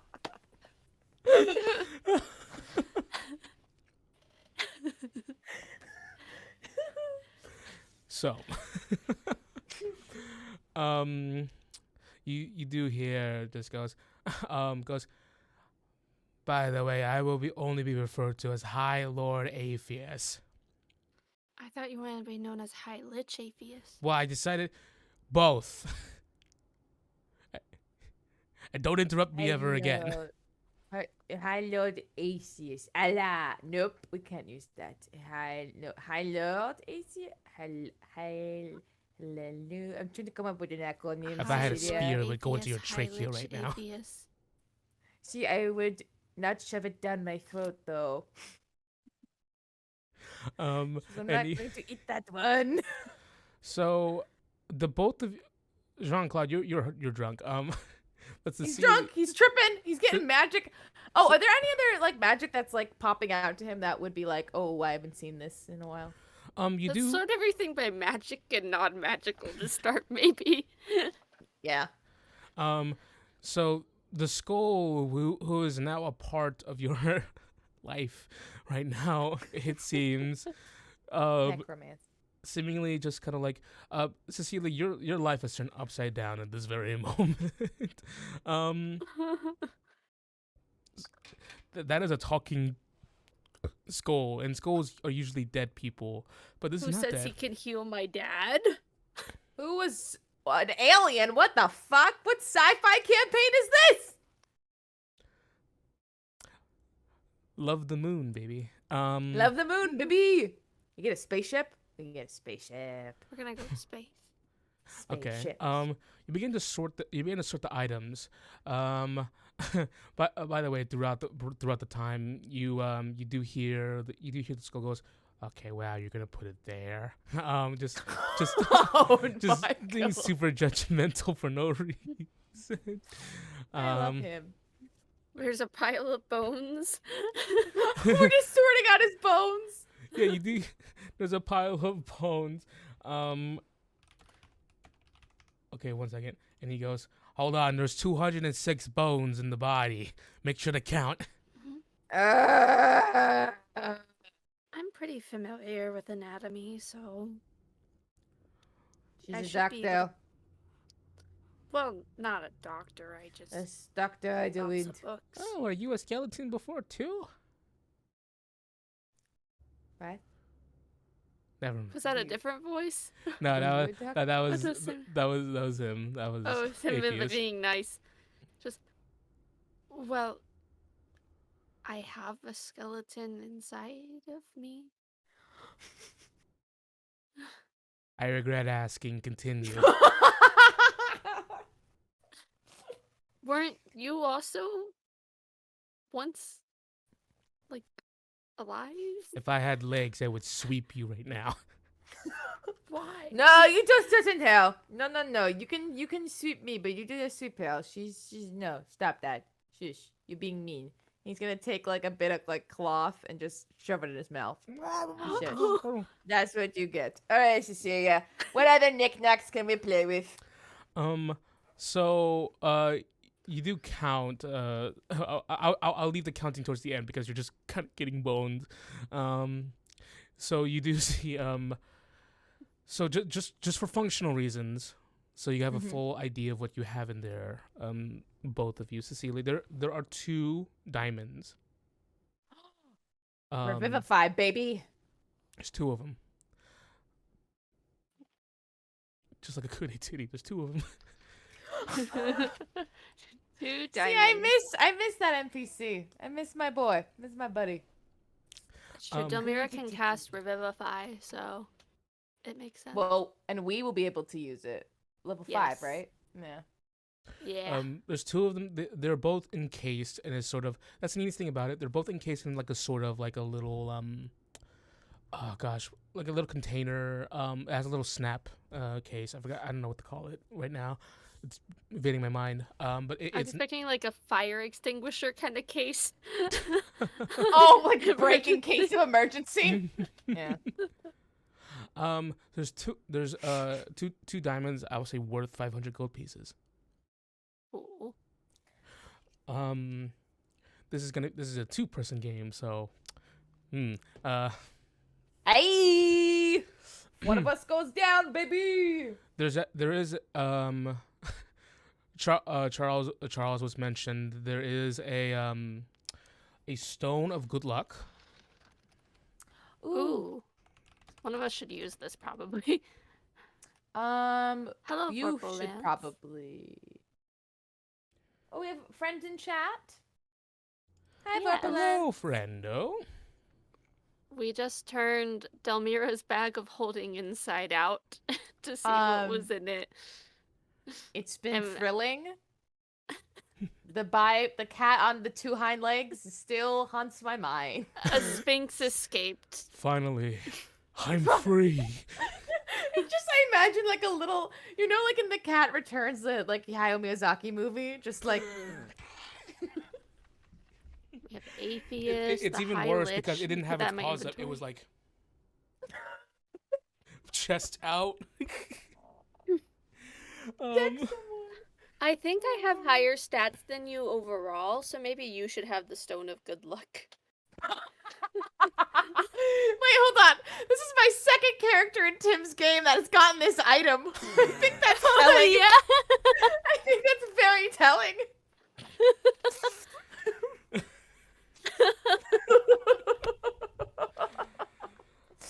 I shall take it. I will say that there are some other items that would require some identifying. So go ahead, jot this in. There are beads. There's a necklace with like 4 beads on there. Okay. You see that there are the potions you've seen before, but there is one potion that there is one potion that you see in there that is a blue persuasion. You can't tell what it is, and you see when Aphia sees it, he goes, "Oh, well, spitting out the cloth that was put into its mouth." What'd you get? Says, "Son of a bitch, she got one of my potions from my lab." This was your potion? Yeah. What does it do? Oh, it's if you drink it and then you make a flirtatious comment towards someone else, it actually sets you on fire. Really? Cecilia, that is very dangerous. I can have not near me. Nope. You make the flirtatious comment? It will burn just you gonna write that alive. Why did you make that? I used to make potions for the nearby village because I would run out of money pursuing being a lich. So. But who asked for this? It is way too specific. Her name was Jennifer, and she needed the help. That guy was annoying. Oh, okay. He was done. Okay, that makes sense. Okay. Oh, the eyeball. Do you know the eyeball in the jar? Oh, Who is that? that's Charles. He's a fuckhead.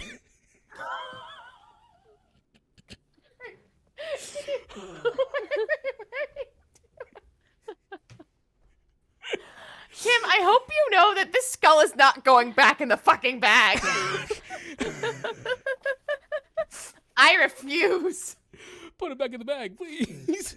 No. Refuse. So what is up with Charles? What is it? What is the What deal? is not up with Charles? What's wrong with him? Asking me those questions. What questions does he ask you?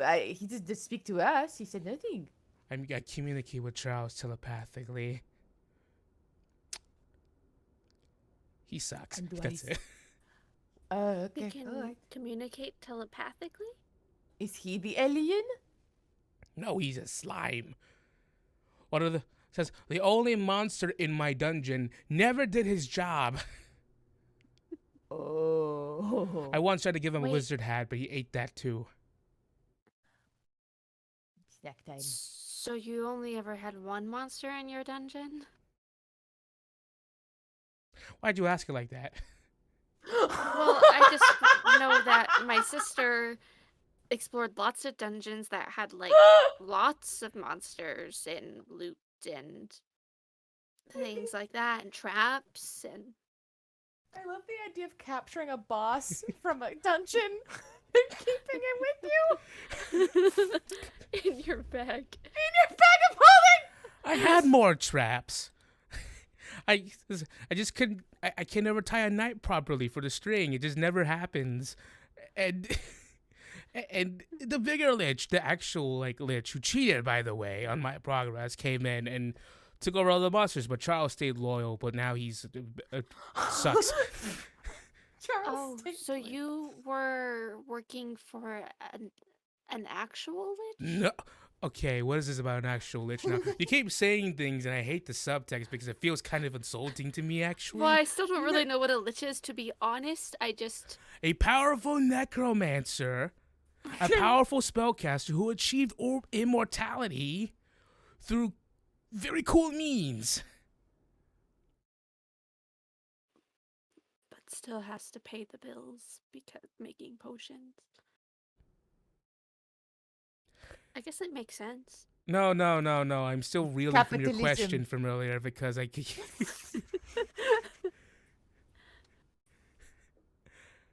have to make money. What's wrong with that? Capitalism. This is just how the world works, unfortunately. I read all Cecilia. about it. Seems you? ineffective. It only works for certain commerce.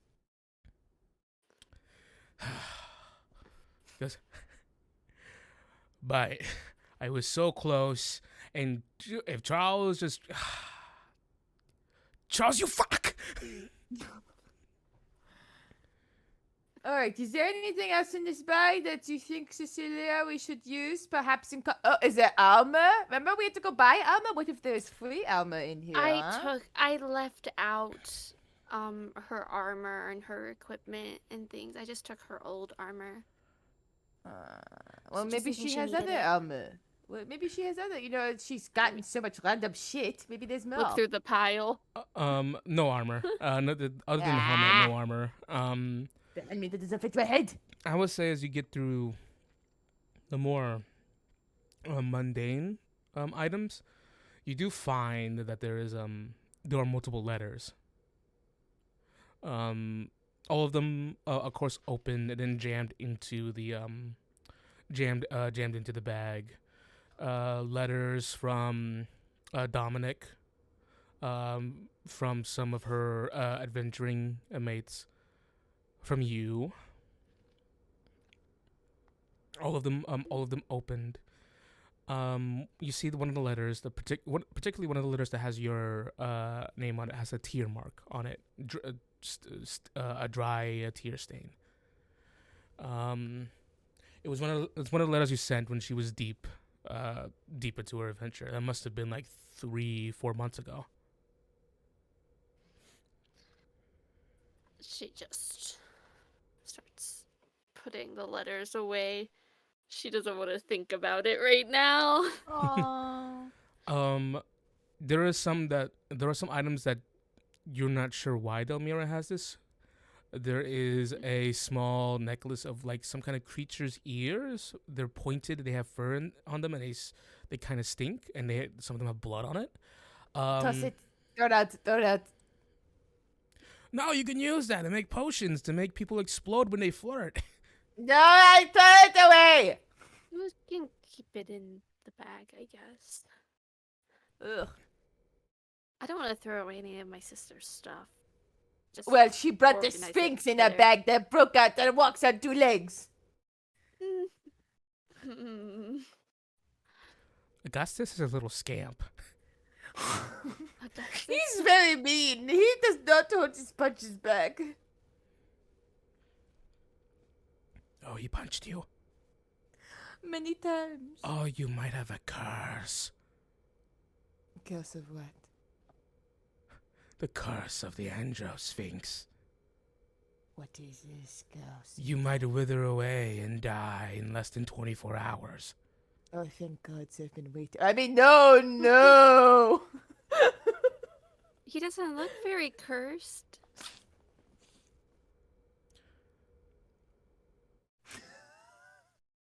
Eh.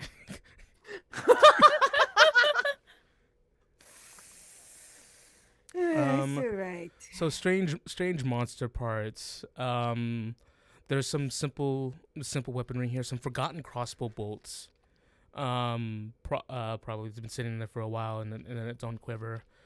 It's one of the items you get in when you start out a game. When the starting equipment, and then you just never use it because you never have to. Some darts. Oh in yeah, there is for there some an reason too. explorers pack? I mean, Yeah, there's some. which some engineerers pack? there's some My pythons in Dungeoneers there. pack. There's some pythons in Some there. pythons. A fucking python. I can never find a use for them in any goddamn game. There's some torches for the warlock who could cast light. Yeah. 60 feet of hempen rope. Hey, the rope does help. It does. It's very useful. And I will say for you, Cecilia, you do find among the letters there are some ones that she's written. Did I catch up? Goodness. Among the letters, you find that there's some that she's written.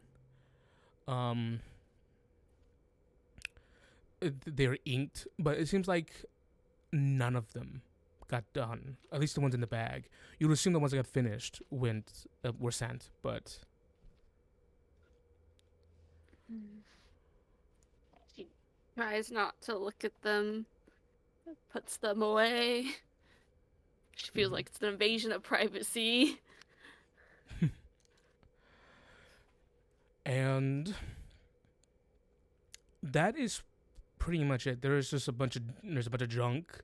There's some like there's some used napkins like food like flecks on there that she probably wiped her mouth and then threw it in the bag of holding. She used it as a trash. Nasty. I guess we can throw some stuff away. Other than that, that's what she had. She kept her sword on her side at all times, and everything she wore like her most like effective equipment. But yeah, the beads, the stone of good luck, the bag of holding were the magic items she carried everywhere. It seems. Okay.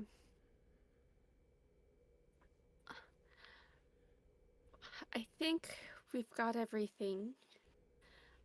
I don't know if it actually stays sorted inside the bag. Do you want to check? High Lord Apheus. Good. Ew, no. You call him Aphie. Aphie is better. I like Aphie. Oh, that's cute. Yeah, Aphie. Hello, Aphie. Hello. If I had an elbow, I would shoot magic missiles at you with it. That is fascinating. I wish I could do can- that. Do that? By the way, what's the bone count? Oh, right. 23. Cecilia, you count 196. Oh, you're missing a lot of bone. What? I was off by a lot. What was that? There's 196. Don't fuck with me. What? I mean, I guess we can lay it out and see which ones are missing. Don't fuck with me. If the bones are gone, then I'll just have to borrow some. Done, Effie. We will find you bones. We will go to, a graveyard. Aren't they gonna make you a new body anyways? Yeah, why do you even need these bones? Yeah, but I like mine. Okay, well, you can't always get what you want. Look at you, Effie. It was pasty and ineffective, but it was mine. Ew. No. Also, don't people have spells where you can, like, recreate a body or something like this? I don't know. We'll figure something out. I was too This is busy exhausting. focusing on becoming a lich, you know. Archie's funny. Come on, Effie. Atheist.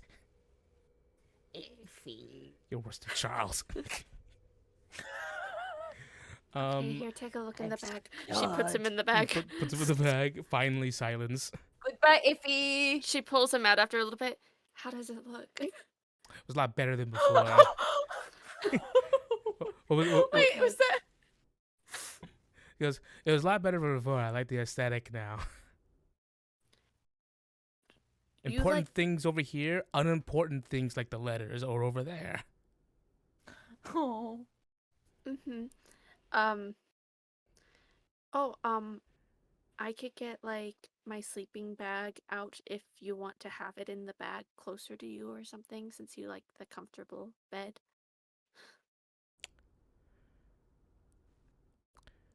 You're a much better minion than your sister. Minion? Also, can you dump Charles into a lake somewhere? No, we already have 2 feet cat on the run. We cannot dump more into the world.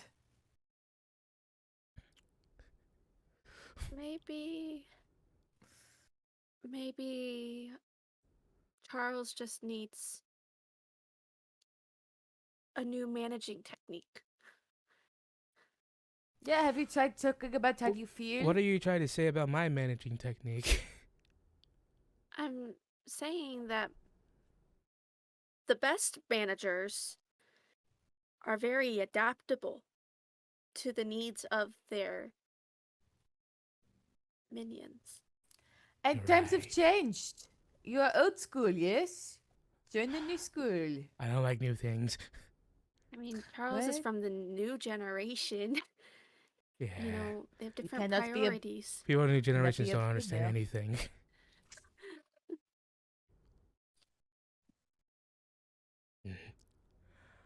All right, Is there well. any? Hmm? Oh, this is nope. Please continue. All right, well, put me in my comfortable position and bring me out again when you reach your location. Okay. Bye, Effie. Good night. Morning. Bye. She puts Yes. him back in when she gets the sleep. As you say Aphie again, he goes, I wish I could shrink myself and then inject myself into your body, and then I'll cast you a large Where spell on to my myself and turn you butthole? into a Yeah, pink mist. thank you. Yeah, Into the pink, bag. Right. In the bag. And then a pile of bones. It Um, showers on him. Jean-Claude's gonna say, Cecilia, your sister seems to have a lot. Maybe perhaps in these papers, and he points to the letters. Maybe there's a clue. You know, it seems she's hidden a lot from you. Not in a bad way. Just maybe in she's got lots on her mind. But maybe we could look into these letters and see if there's there's some information to put from. I don't know. It seems like an invasion of privacy. Well, sometimes we kind of have to do that, given that we are literally trying to protect the moon from Well, Melro. none of it will be related to that. So, Wait, also, most of the letters, anyways, were letters that people wrote to her. So, and they wouldn't say anything to. I mean, I just feel like there's so much that we do not know that your sister does. She did not tell you. well, she was going to tell me more. It's just she was kind of gone for 9 months, and then we didn't. It was only a day before I had to leave, so she didn't really have time. Right. But I mean, what Aphie brought up about your dad, I mean, that seems something that she should share pretty early on, I would Oh. think, no? Well, no, she did. I mean, I knew what happened. It was almost 2 years ago, but I mean, I didn't know that maybe she was maybe he had a way to help. Maybe she didn't want to get my hopes up until she knew for sure, because I don't know why, I just have a feeling that I don't really know that he actually is capable of what he says he's capable of. Probably not, but And so, of course, she wouldn't tell me if that were the case, because then she'd just get my hopes up for nothing, you know. as a younger sibling, older siblings do this thing where, because they are the oldest, they feel the need to take responsibility on their shoulders or whatever. But what really happens in the end is fucking us over. Instead of just clearly communicating.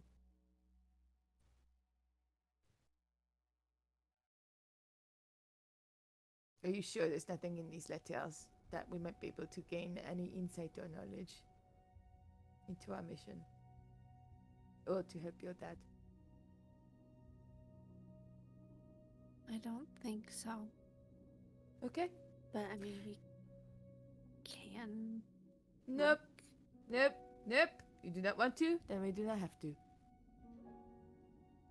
We shall get information from Glimmer Stardust Shimmershine. Stellar? That one. I need the window. Oh, we could say we came in, it was like that. I think I could fix it if I had all the pieces. I just have to go get them. I will go get the glass. I'll be back. Okay. She'll start trying to repair anything that's on the inside. He'll go pick up the glass pieces outside and keep looking to the woods where the cat escaped. He'll never get that image out of his mind. Finally. No, finally. Honestly, I think it freaks Emma out more just that this cat just near. Finally. And with that said, we're gonna go on break. Break time. Little late break, but Snack time. All right, everyone. Just keep posted.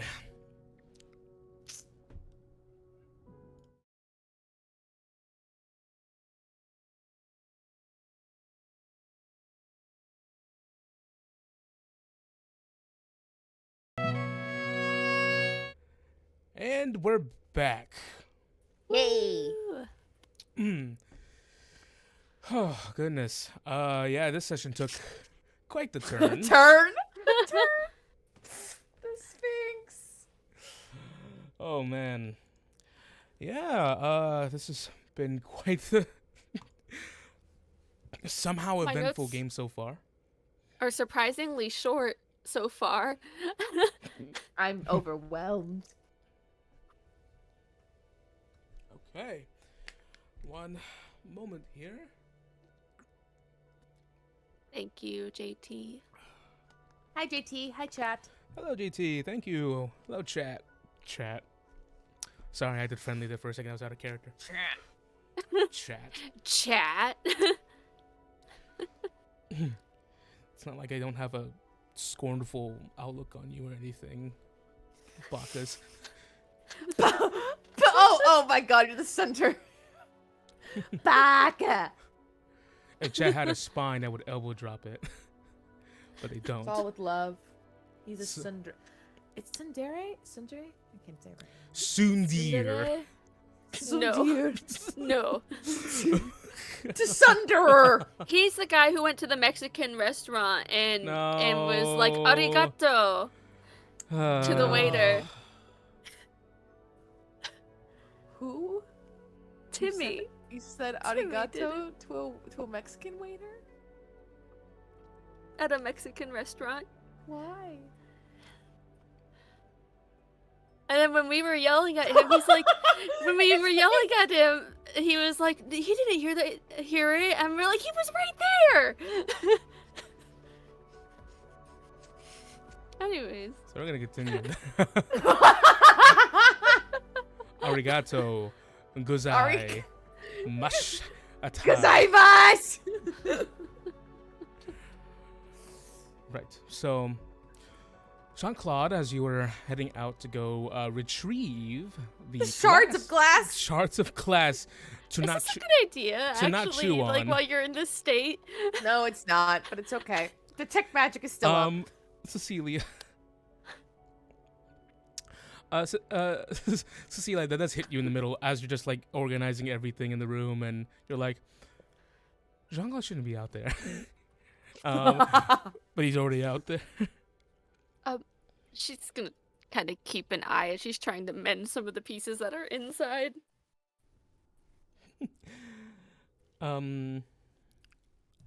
You you begin to make your way, Jean-Claude. You begin to make your way down. As you do see that the gnome at the table and the kobold are gone. The table itself is also gone. It seems. The what? The table is gone? Yeah, the table itself with the felt on top is gone. And you do see at the bar currently familiar face Stellar, who is currently situated next to this this dark-skinned young man who has a long braid that splits into like a three-way like fork. Ooh. The braid like kind of like goes all the way down his back and goes like just above where his it ends just below, like it hangs between his legs basically. It's very long hair. Oh Jesus. He's wearing like these light orange sort of monk clothes, and his hands are like gently clasped together, looking towards Stellar with a patient. You can see like just a patient look, a small curved smile, and you see Stellar. Stellar is just going. Yeah, and then this guy showed up and started talking about bones. It was really weird. So it seems like it's just being explained right now, and their attention's on each other at the moment. Stella. That's the guy I was talking about.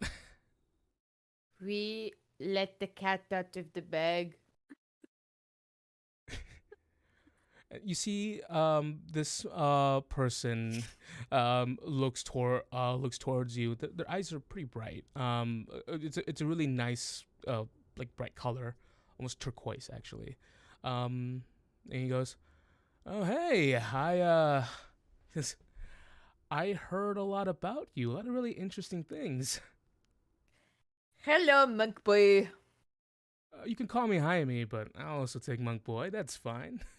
Oh, you are a cute one. Very nice. Oh. Cat got out of bag.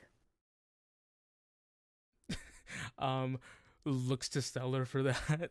Stellar goes, what does that mean? The cat is out of the bag. It stood on its hind legs and went, "I am free now," and went off into the woods. Oh, that's the thing I told you about the captain here. He drinks a lot.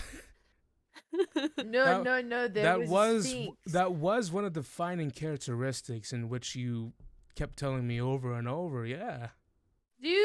No. There was a sphinx. I was just kidding. It stood on its 2 feet, and it walked away.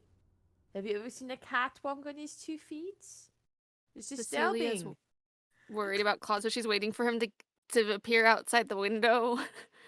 It's not. It's been a bit. Stellar just goes, wait, where's Cecilia? Upstairs.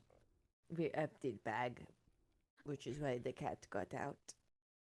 Well, actually, I shook it, and then it got out. Perhaps they're talking about Jaime goes a Poor metaphorical bastard. a metaphorical kind of cat. By the way, my name is Jaime Teagwood. Nice to meet you. Jaime Tickwood. It's nice to meet you. I am Jean-Claude Bichron. Do you mind if I? It seems like you've got a lot in your system.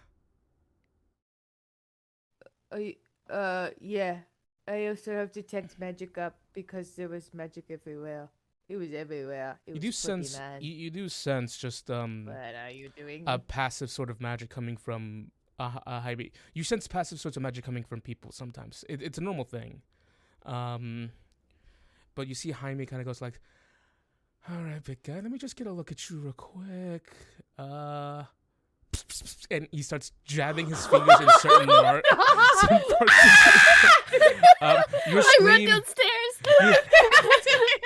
no, Cecilia, you hear, and it just it's the same as when you opened the bag earlier. It's a scream, and then it's cut off. She hurries downstairs. I hear the door probably slammed shut. Jean-Claude, your body freezes up for a moment. You become like almost paralyzed, and then this relaxing feeling courses through your body, and you feel you don't feel too much under the influence anymore. Actually, Woo! Pardon me. Woo! Are you a chiropractor? What was that? Are you? What happened? Oh, Cecilia! I was just telling these 2 youngsters. This is Jaime. oh, you're Cecilia. Jaime Nice to meet you. Were you? Was it you who just screamed? No. Yes. I would never. Oh no. What?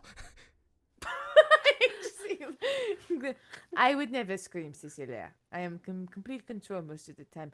I was informing them about our explorations of our of this bag of holding that we have. We found many different accoutrements and very, eclectic items. Stellar goes.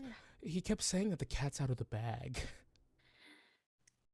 Yeah. Is this serious? She goes.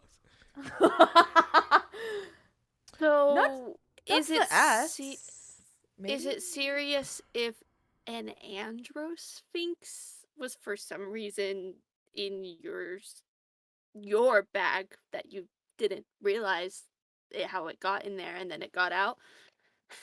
And Androsphinx, what exactly is that? And you see Stellar like eyes widening. Goes, hey Cecilia, I think I got you pretty pegged if when you're lying or not. I don't see any of the lying right now. No, she's not Good. lying. I mean, but The good thing is Cecilia mentioned this earlier. Now the Sphinx is nowhere near us. We are safe. Very safe. it was stone and then he hit it against the ground and then it turned not stone and then it broke out the window and we were going to go get the glass pieces so I could fix it. And it spoke. It spoke common. It stood on its little 2 kitty legs and went, oh, I spoke. It said I'm finally free or something like that. Yeah. And then ran into the forest. So now we don't have to deal with that. Like, that's not our I left you guys building for like 20 anymore. minutes. But it is not in our bag, so it's not our burden to deal with. It's someone else's burden now. We have enough on our plates. We do not need Sphinxy.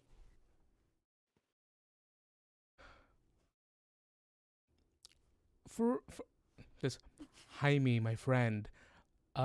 Sphinxes are Oh. like these sort of creatures that the gods put in here to like kind of look over the place. So like they're really powerful creatures, and they had him.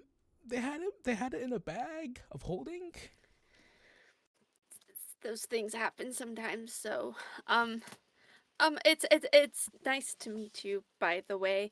Um, Um, really interesting circumstances, all things considered. But it's nice to meet you too. I was told by Stellar that you were going to travel with us. um,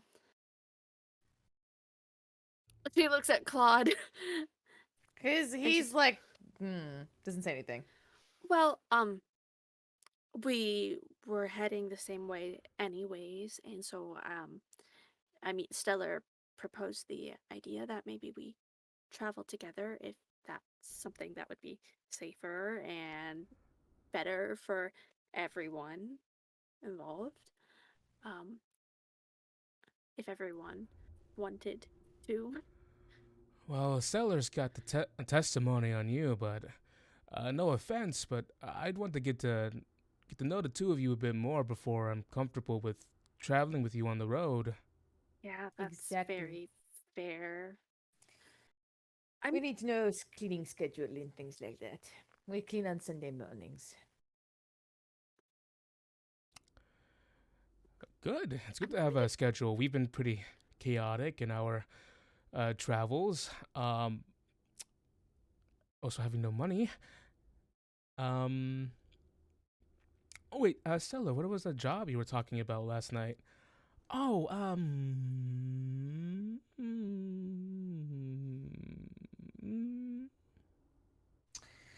Jaime.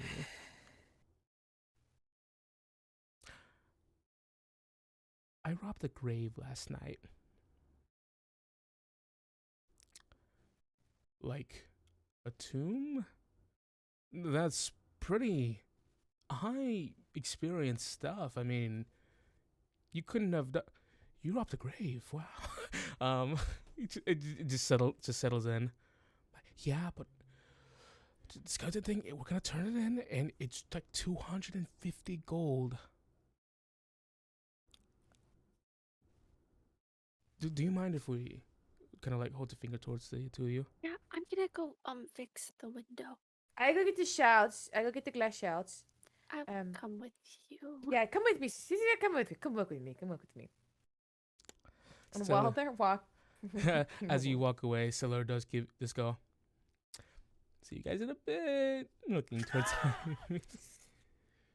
And he does say to Cecilia, so technically, if that necklace was Madame what's her face's, like, well, she wasn't robbing the grave, it was hers, right? So she was Returning it to its Yeah. rightful owner, if that's the truth. But and honestly, I think we kind of have to make sure it gets to her at this point because I don't want him to come back. Mellow. Yeah, we can avoid him. I like I said, I want to know what is this. Why? Something is not right, Cecilia. It's weird. It's all I'm saying. Something. Oh, with Madam Withers. Yeah, why didn't she just say, this old creepy guy stole my amulet, can you go get it? I'm not sure. I guess we'll have to ask. Yeah. Or What do you think something. about Jaime so far? I haven't talked to him a lot yet. He seems nice. He's a very good chiropractor. very good character? Chiropractor. Oh. You know where they go. Like, not like Meru. No, no. Mero is more like, hey, neighbors, hey. That is Mero. Chiropractor. The medical professionals that just kind of like.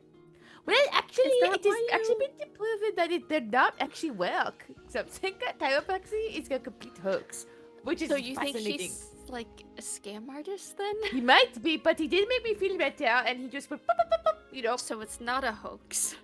not yet. Not yet. It's gonna be when I get my hands on him. I get my hands on this kid. Did we find the glass shards? Yes. Please tell me yeah, we you do. You found it outside. Thankfully, it's not towards like the residential anything. It's in the back of the tavern. You say, put your sleeve over your hand so you don't cut your hand. We don't want to cut our hands, no. Yeah, that's a good idea. And they're just picking up the glass shards. All right. Yeah, picking them back up safely. The cat's not there. The cat was certainly not there. Standing in the He is free. standing in the darkness. I can see you with my cat eyes. I really hope this is like a boss in a dungeon later. Timmy's face. You make your way back towards the room. I gotta fix the window. Yeah. Yeah, we walked past Stellar and Jaime having their conversation with just glass. Yep, glass in our hands. We're not looking. You do have an observant if you do, but if you don't want to be nosy, then that's fine too. She will a little when they're walking up. Just a touch of nosy. You do see Jaime going, robbing graves? That's not who we are. That's not who I want to be. And to be honest, that's not who I want to I don't want to associate myself with someone like that. We were starving. We were starving. What do you want me to say? I'm sorry. I wanted to return. When she sees them arguing, she walks up with the glass still. She goes, I know this is kind of private, but we were there, and she did agree to return it when we talked to her about how we didn't think it was that good of idea, and she agreed. And then we found out that it apparently rightfully belongs to Madame Withers. So, I don't know if that makes a difference to you.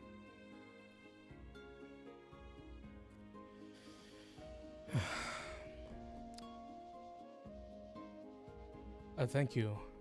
Thank you for that. I just have to think about it. Yeah, I wouldn't like robbing graves either, personally. I'm sorry. Stella goes. Stella goes. Technically, we're not rubbing. So She kind of looks at Stella as she's about to go into this. Like, she watches her while she says this to be like, cut me off. She's. And we did tell Meru that we told him we were going to return it. Why are you saying it so slow? Why are you saying it so slowly? I just didn't know if you'd gotten to that part yet. No, it's good that you're pushing me towards that.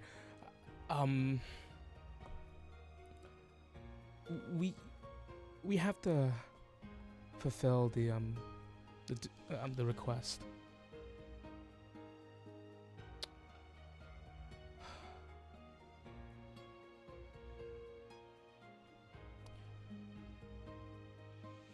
One thing. I only want one thing out of this. So the situation looks like it had all its twists and turns, but at the end, you're still doing the thing. Though you did do it with the knowledge is that you were robbing a grave first, but then it turned out all right. But even then, I'm still questioning a lot of things here. Because if it's going back to the rightful owner, the right thing to do here is to do it for free. Jaime, it's the only way we're doing this. It's only right. If it was stolen from her, it goes back to her. That's it. Because I got chased around by a bunch of guards, but then they were bandits. And I had to meet the captain. Was that a list of like traumatic events? And then Marrow. And then Marrow, but Marrow is the also the really creepy bone guy. At least we can put some work on this, right? Just like 50 times 2, 100. I agree. I think the right thing to do, if it is rightfully hers, is to just return it. Especially, that seems like a very fair compromise, since he's right. You did do it thinking originally that the intent wasn't necessarily good. Also, I think this Mademoiselle's, in exchange for us bringing back her item, can give us a few answers. There's something odd about this job. Mademoiselle is a fortune teller. Maybe, yeah, you can exchange. Well, for example, why did the thieves want it so badly? And why didn't she tell you that it was actually hers? Why couldn't she have sent this weird bone man to go get it himself? Well, I don't think anyone should send Melo anywhere. Yes. There's a lot of questions, and the truth be told, I just want to get away from this as soon as possible. I think the farther away, the sooner we are, the better. So shall we return this right now? Shall we prepare ourselves and return this together?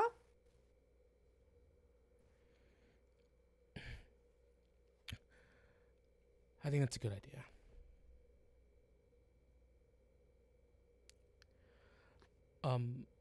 Jaime looks at the two of you and goes, yeah,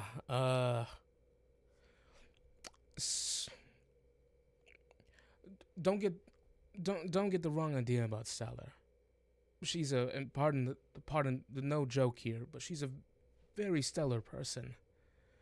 It's just desperate times. You don't have to explain things for me, Jaime. No, I just realized that the first impressions you made on these people is just runs really counter to who I know you as. Well, we did get to talk a lot. She's fine. She's fine. We went through that whole situation together, and and I think she's a great person. Stella kind of smiles a little bit at that. Jaime goes, I agree. I definitely agree. So, we're going to continue our good streak of being fine, law-abiding folks. Says it by doing a good deed.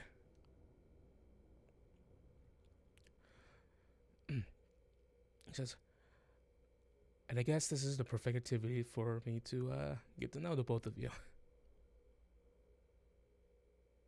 Yeah. I'm gonna fix the window first. You see, speaking of rooms, since we have 2 of them and you do not have much money, Cecilia, maybe Stellar could sleep with you and Jaime could sleep with me if you guys need a bunk. I'm fine with that. Well, we have our own room, but it's do you so it's only 2. You guys have your own room as well? Yes, we save money. You save money, right? You got 2 different rooms, right? The both of you. Yes. Yep. So that's 3 rooms. Yes. Yeah, we are kind of pinching copper at the moment. If you wouldn't mind, of course. Yeah. That'd be perfect. We can also see how the roommate situation works, right? It's a test run. If it doesn't work, no traveling together. No. I shower first, you shower second. Good? Good. More than fair. Okay. Double good. Double good. Madam Withers, we go? You going? All right. Gonna fix the window and then go. You fixed Oh, the wait, yes, no, sorry. We fixed the window, then we go. The window is fixed. Mostly in the right spots. All right. So after a brief moment mending the window, you begin to follow Stellar as she kind of as she makes her way towards this towards the outer area of the town. Now this place is this place, Seller tells you, she doesn't make an effort to hide too much from the guards because she's heading towards like the outer area where the farms are. You head out of the walls and in towards sort of the farmlands, and you already get a hint of where she's taking you. Past some of the farmlands and still on the path of the on the paved road, you see a sight that doesn't seem too inviting. Compared to your shack, Jean-Claude, this one's smaller. Oh. Every scarecrow we pass is just. Their eyes are locked on. Roll initiative. I'm thinking. No! No! My right contact's blurry for some reason. No. She's blind! Just like Cecilia. Just like Cecilia. If the folks would give me one moment, because Google Drive is down. Oh, fun. What is going on? Why nothing is working today? Earlier this week, Zoom was down, and I know corporate America had a tizzy. Oh, yeah, I bet. Okay. Yep. It's up. It working. So the 4 of you approach this to a small shack area. There's no front door. In place of a front door, you see that there are like beads hanging from the door frame. There's beads that you have to push aside, and you see this red sort of light sort of flickering on the inside, as if there's a dimming flame inside. There is this heavy waft of some sort of like incense coming from this small, like genuinely like 10 by 15 shack. Oh, no. Can I fit? You can try. I squished. Claude huddled up. Just. And there is on the top of the there seems to be like a business like signed to it. A crystal the name of this place is called Far Saibul. And you see in between like the curve and the Y, there is like a crystal ball depicted. It's not a Cybele. I hate the Cybeles. What is There's this? some history there that Emma They're from doesn't the know. Fire Emblem game. Oh. So No. cryptic and That's stupid. why I play low intelligence, so history does not have to be my forte.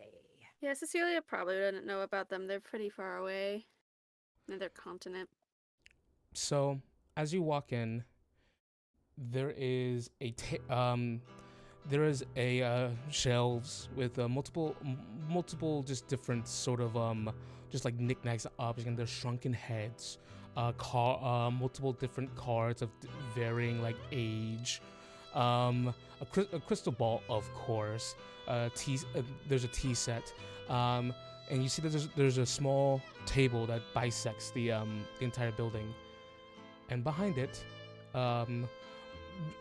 veiled behind a smoke of incense, you see a woman with light elvish features. She's a bit darker in her complexion. Small bags under her eyes. She wears these sort of like lavish, sort of purple, gold trimmed robes, and she has a very wide brimmed hat that covers her eyes. She's a hipster. And as soon as the three of you walk in, four of you, more so three. Jaime has to stay in the back because it's a bit tight in there because with Jean-Claude. You see, she just pushes up the brim of her hat, and she looks at you all. Her finger bisects her face, covers her mouth, but you can see both of her eyes as they peer at all of you. And she just goes, "Ah, hello again, Stellar. These are the friends you spoke to me about." Yeah,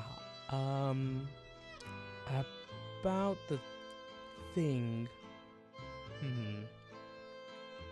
So, your fellow friends here are in the know about our transaction. Yes, and I know you relied on my secrecy, but you can trust you can trust these three. It doesn't take divination to know that this large man here is a part of the Groven Guard. How did she know? She's good. You have Good. a Oh shit, you're right. Goes, says, if my request has caused any sort of offense, sir, I am willing to pay any fine that might go towards my my contractor here.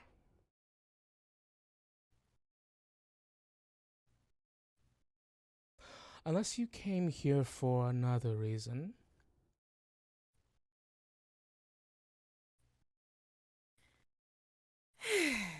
Well, and he kind of looks at Cecilia and the others and goes, "Forgive me, madam."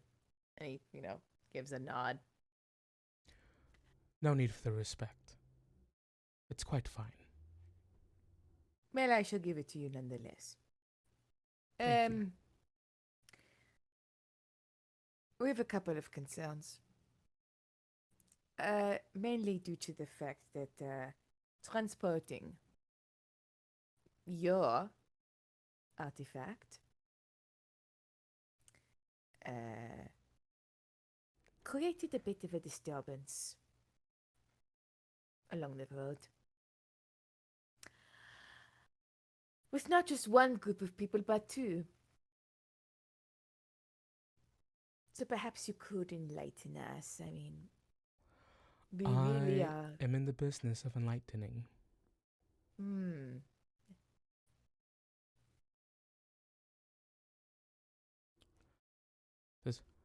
But before we continue, I just want to be sure of this first, but is any of this going to get in the way with the retrieval of my item? Is this conversation contingent on if I receive my item or not? Perhaps. Oh. Cecilia's shaking her head. And Jean-Claude goes, for the safety of both you and the members, he indicates the stellar, of whose life was put in danger. I feel the least you could give us are some answers before we give you back your artifact that happened to be on a dead corpse.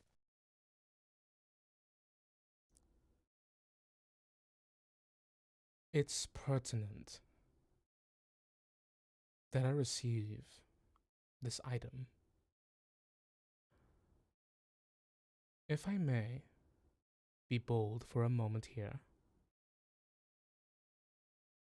may I please have the item in my possession before I begin to answer any inquiries, past, present, or future.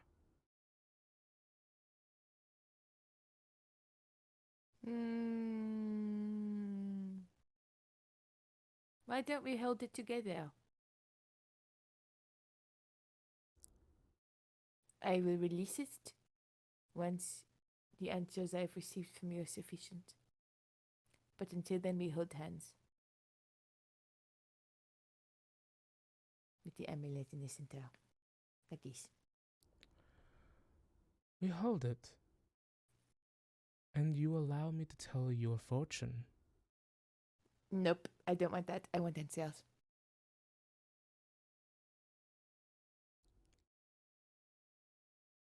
I find you to be quite striking, Jean-Claude.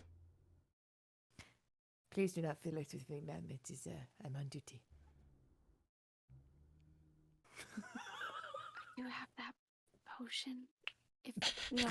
The one that's been on fire? Jean-Claude goes, no! Stella goes, Oh, yeah, what no. potion? Never mind. It's not important. Jaime from the back goes, what's going on in there? He's having trouble. Nothing. Never mind. Continue. I have that. Cecilia's a real one, guys. If you're at the club, she will come through no matter what. He will go, Stella, if you would please. Pulls it out of her bag of holding, hands it to you.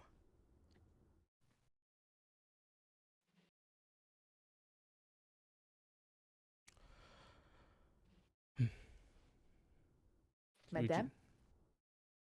Your pum? And then they'll claps hands with the medallion.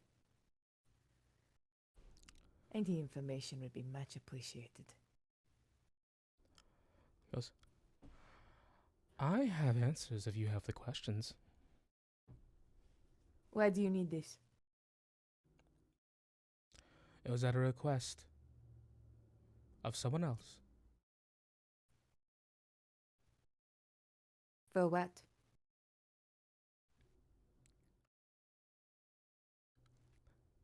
Simply put, my line comes acquainted with certain abilities.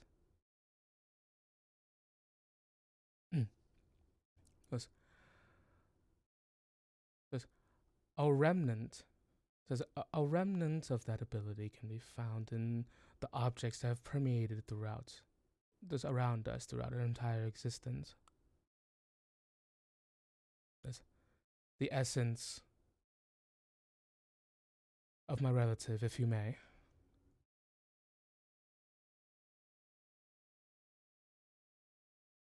Goes.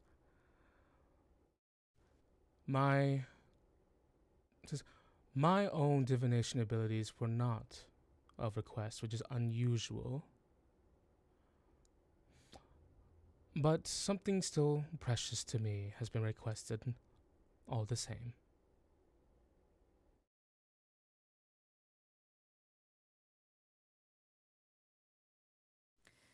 Why did you lie to Stella?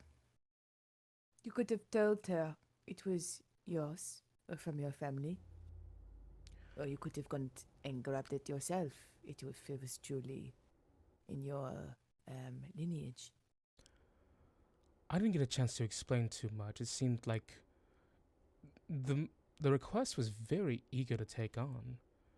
If I remember correctly, the Stellar here came to me and said that I would do anything for that amount of money.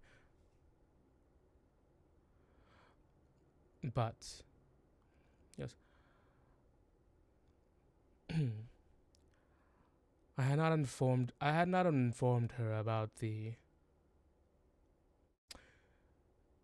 urgent part of the request, simply to evade questions pertaining to it. And it was urgent because there are others who want this amulet. It would seem so. Why?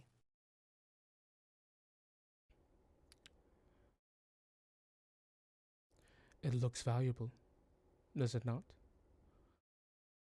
Grave robbing seems to be an increased inquiry around these times, but that is not the reason.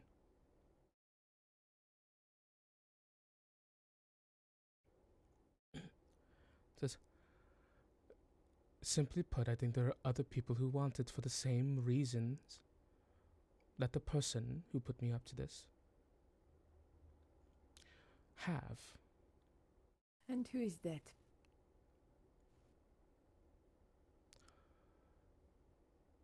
Now, before I tell you, Boucheron, yes, I want you to be alone when I answer this particular question. Why? Just for a moment.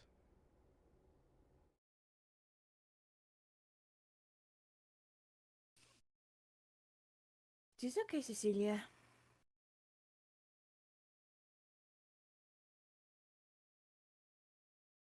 Looks at Stellar.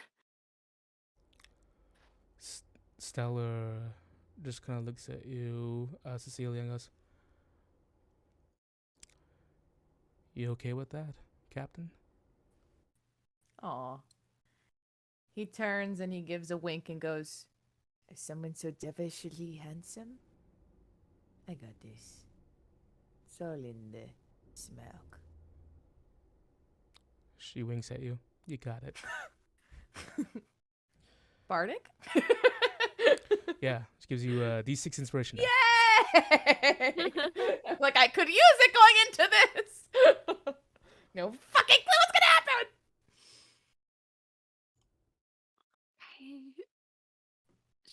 Squeezes out. You can read lips, right? Yeah, if I peek in, she might.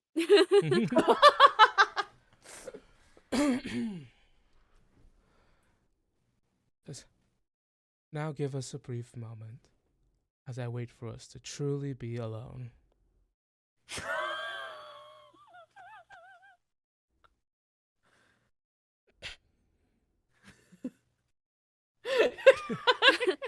Cecilia's just backs away.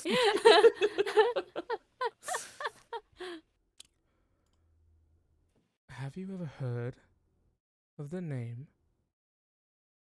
Atticus Devoir? And I'm gonna whisper to you real quick. Ah! in Discord? Where? Yeah, on Where am I Discord. You want me to leave? Going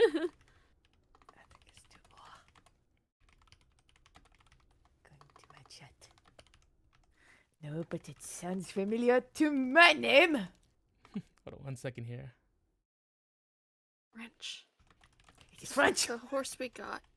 Just like the wait, it's all connected to my key. Yep.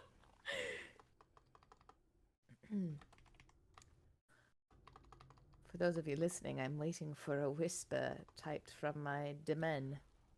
It's gonna be a little bit more, so just give me a moment. It's gonna be a chunky old whisper. But while we wait, also this is a meta moment out of character. Jenny, I'm trying to find out how to bring up marrow, but I'm trying to be very sensitive about Uh-huh. it. You know, an old guy, a little bony, Yeah, he really wants you to get this, and he just full on decked people and murdered teeth them. like a shark. He's like a fucking shark, man. Like, how does one bring up marrow? How does one? Oh, yeah. She's like, oh yeah, I know a guy. She's going to be like, yes, that's my supplier.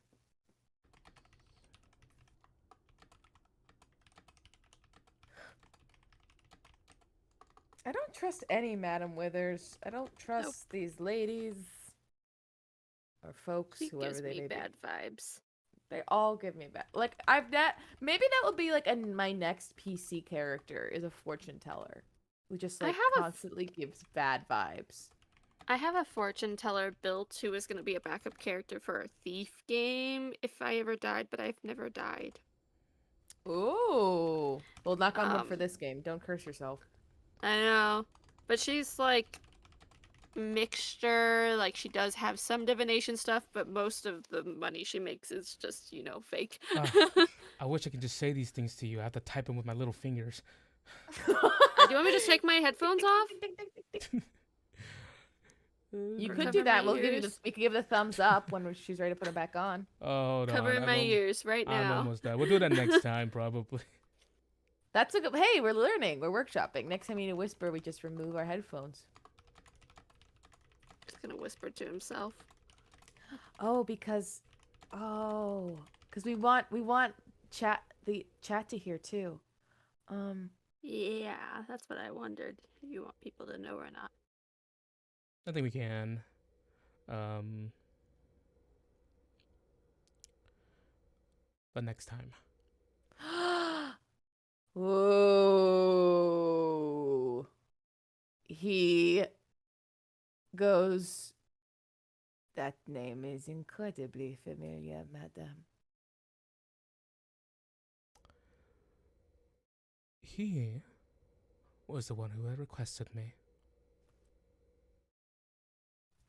Oh, it doesn't make sense. Okay.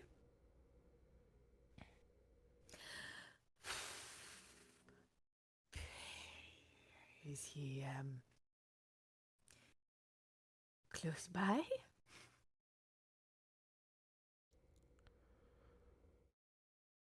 As far as my understanding goes, he is where he always was.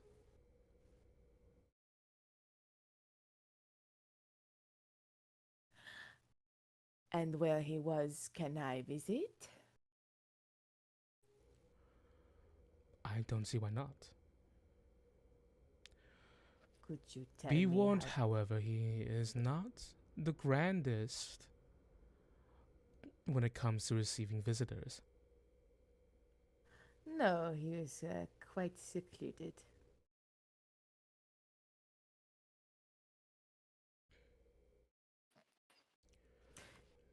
Same place? Same. Yes. Fascinating. Allow me to answer any future inquiries by telling you this. Why did he want it? I'm not quite sure.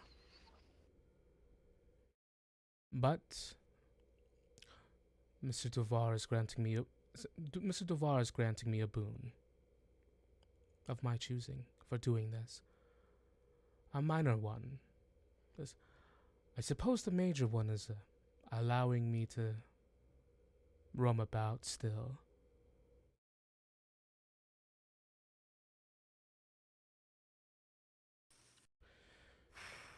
It's so strange. I don't quite understand why you're here.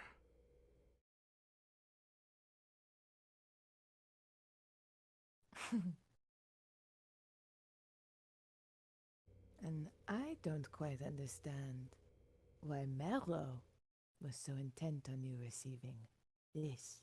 He shakes their hand a little bit with the medallion. Marrow? Describes what he looks like. You might not know him, but he knows you. You might want to be aware and on the lookout, perhaps find some extra protection. I see. I'm not familiar with any Marrow individual. Insight check? Give it to me. And maybe Atticus is. That's a good point. Wants He's it to with get to Atticus. Yeah. I believe her, but I just want to check just because I don't trust any Madam Withers characters Yeah. from our They've- other game. They've been hurt before. I've been hurt before. 10. Don't know shit. Yep, she's telling the truth. Mm-hmm. That doesn't even need to. You got it. Well, be careful, madame. And I appreciate the And he looks out to the tent. The sensitivity of the matter.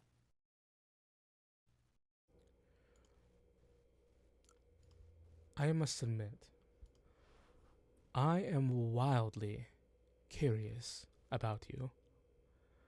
But I will only dive as deep as you allow me to. Are you curious about your past, present, and future? I prefer to live in the present. The past is easy to get locked into. The future is easy to...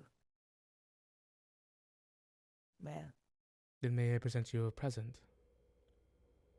you're being very generous.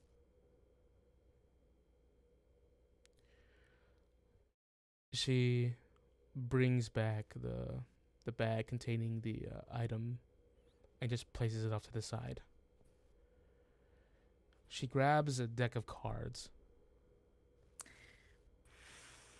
And If as I get she a card like Vivian's, I'm gonna freak the fuck out. as she places it Nat 20. as she places it in front of her, you see that all of a sudden the cards one of the cards just like kind of like stands up from the deck, and you see like on the back of these cards they have like a closed-eyed face on them, and as it stands up, it seems like it looks towards you for a moment. As it settles Great. back down on top of the deck, you see that all of a sudden it becomes aged. It looks like it just withers and becomes extremely old for a moment. And Madam Withers looks at it and goes, curious. He goes, do you have a question pertaining to a present journey?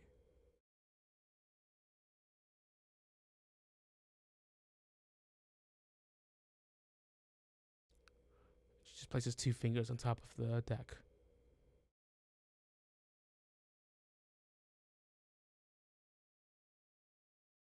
Where is she?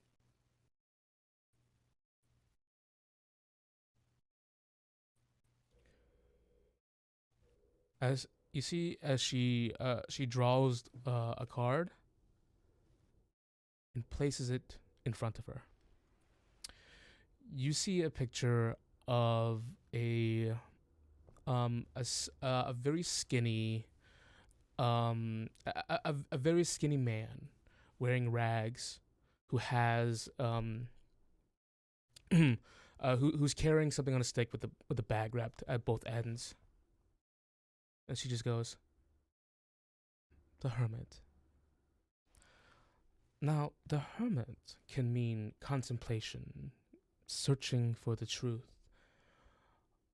Or perhaps inner guidance.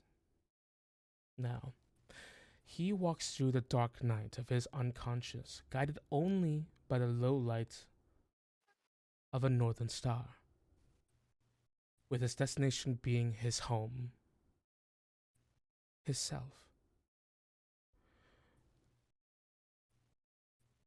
Now, there are many interpretations we can have from this, and as she's saying this, a card comes out from the midst of the deck. It just irks itself out and just kind of like pathetically kind of like blows itself onto the top of the card. Madam Withers raises an eyebrow and goes, "It seems as if the fates themselves are eager to present themselves before you, Jean-Claude." He goes, he goes, "After all," he goes, "the fates are excited at are excited at any prospect that's out of time." And she pulls that card over and goes, "Not at your request, but I suppose since we're here, you should know your future. I'm sure it pertains to your charge." As she flips over the card, it is a garish image, a depiction of a man face down with 10 swords in his back. Oh, Jesus Christ. Madam Withers sits there for a moment, looking at it. She doesn't launch into an immediate explanation. There's a great pause, which in turn lends weight to the air in the room.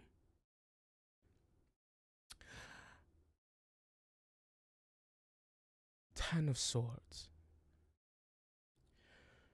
Usually an indicator that you are likely going to suffer some unwelcome surprise in the near future. It can mean that something has already happened. Like you've been backstabbed.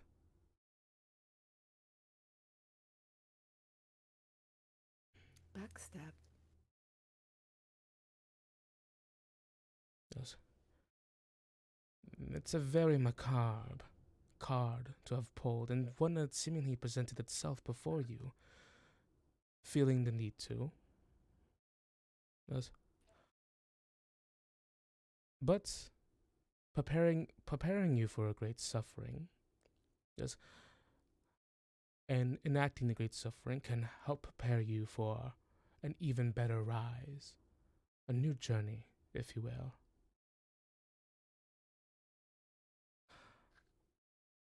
I can see that you have been shaken. It was not my intention to have your future been told, but... And I do sincerely apologize for that.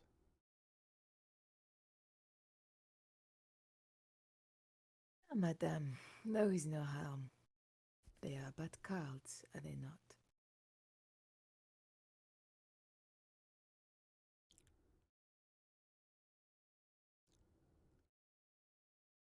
They are.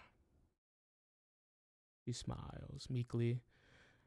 She smiles with her eyes a little, you can see. One of those people.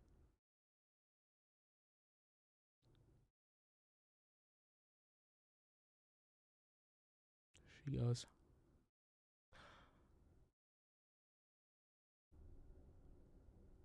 "The person that you're traveling with, Cecilia Idlewind."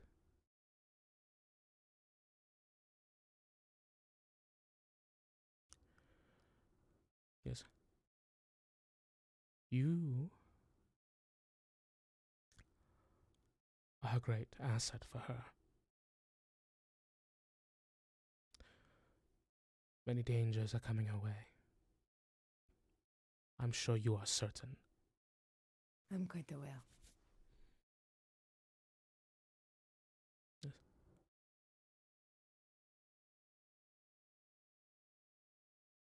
But As a Madam Withers, it is my job to observe.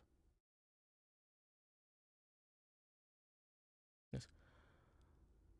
I am looking forward to what transpires on your journey.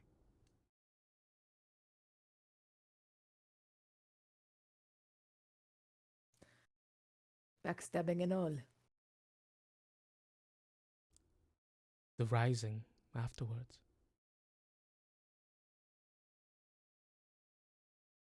Thank you, madame, for your time. I wish you a good evening. And thank you for yours.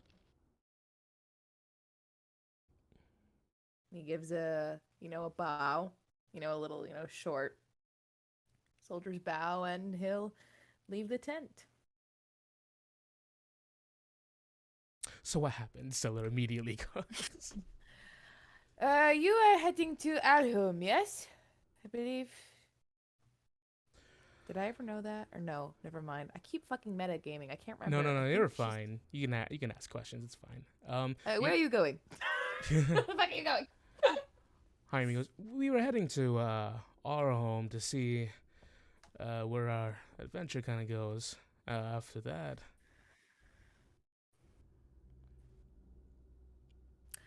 Wonderful. Cecilia? Hmm? We are also headed to our home as well. Mm-hmm. Through Indeed. it. We have a little stop to make. What did she say? I feel, and he leans into the the younger, shorter folks. I feel we have maybe a bit of a mystery on our hands, my comrades. Shall we care to dive deeper?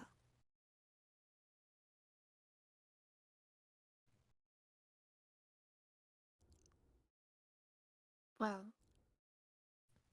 of course. If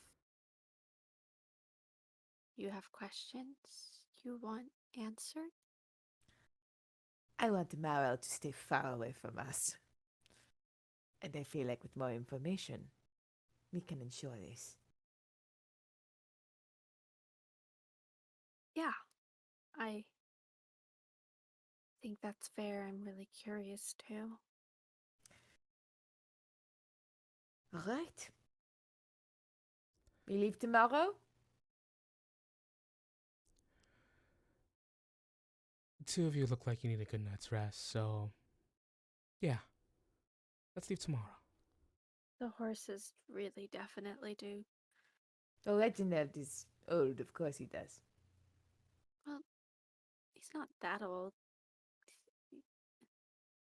He looks it. Stanley's a little bit older. Ah, Stanley. Where were you when I needed you? What's with you and horses? But I don't know what happened in there, but I don't want to really point anything out, but I think you look pretty. Hey, listen, I know we've known each other for like a day, but Shaken? what was that? Disturbed? Shaken? Disturbed? Yeah. Yes, correct. She knows my name. All of it.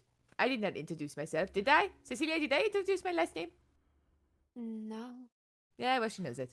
Oh, she knows my name too. Fortune tellers are weird like that. But It's fucking weird. And she knew yours too, and pointed to Cecilia. That is weird. She said something about me. She mentioned that we need to keep an eye on you. Why? Just know I've got your back. And he gives her a wink. Code for you know why. and Jaime goes, right, well, I'm not quite sure about the contents of what's going on with you folks, but if we're traveling we're traveling together. Personally, I like to get to know you folks over a few drinks, or just a good chat tonight. Drinks, you say? Oh, how could we say no, Cecilia? Oh, drinks. So we must. We have to.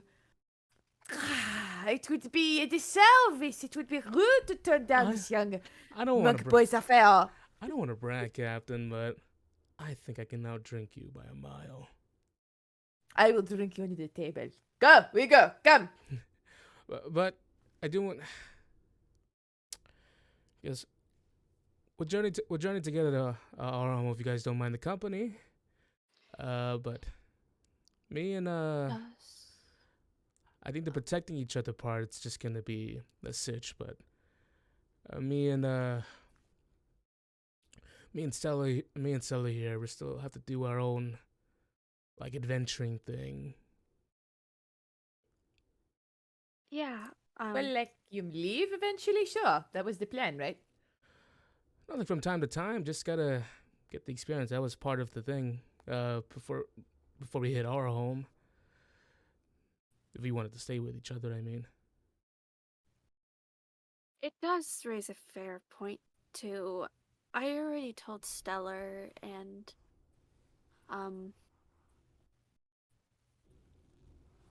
we do have reason to think that we will be specifically targeted. Not necessarily, we don't necessarily know by what, who. Well, Mero. Yeah. And so it might be more dangerous being with us. Well, now I can't exactly run away from the danger if someone's in danger, right? No, and this is why you need to join us in this mystery of Mero. Don't you want to know? Come on. And he points at Stella. Don't you want to know how he knew all these things about us? Come on. Scary Bone Man sounds a little scary to see, but you know, I haven't seen too many disturbing things on this adventure, so that means I'm doing it wrong. That is right. We should be disturbed. Constantly. Right. Like with the cat on its 2 feet. Looking at the scarecrows again. But no, the cat on its 2 feet, Cecilia, is worse than the scarecrows because it went like this, like it was summoning the heavens. I didn't know it was going to come to life. Mm-hmm.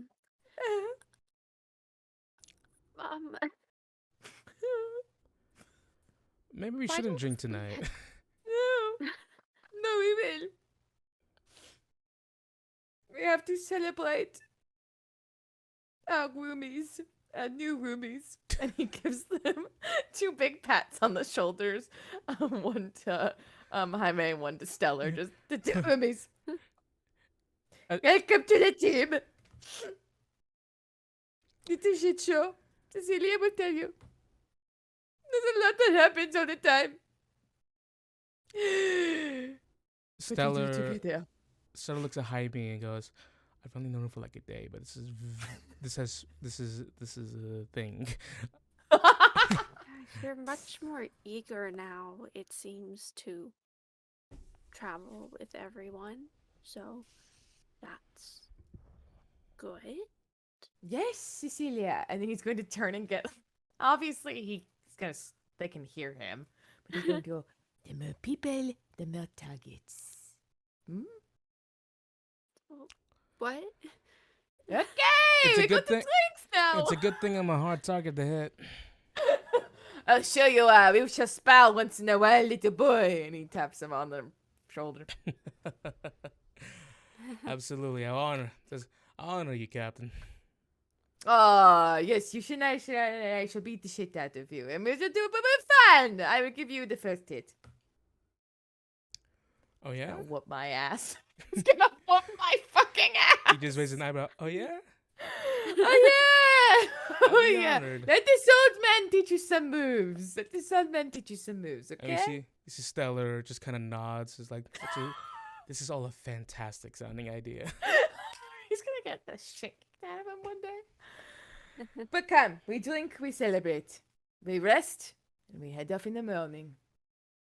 Should we come up with a name for ourselves? A name? Don't parties do this? Don't adventuring parties come up with names? Quirky, fun ones?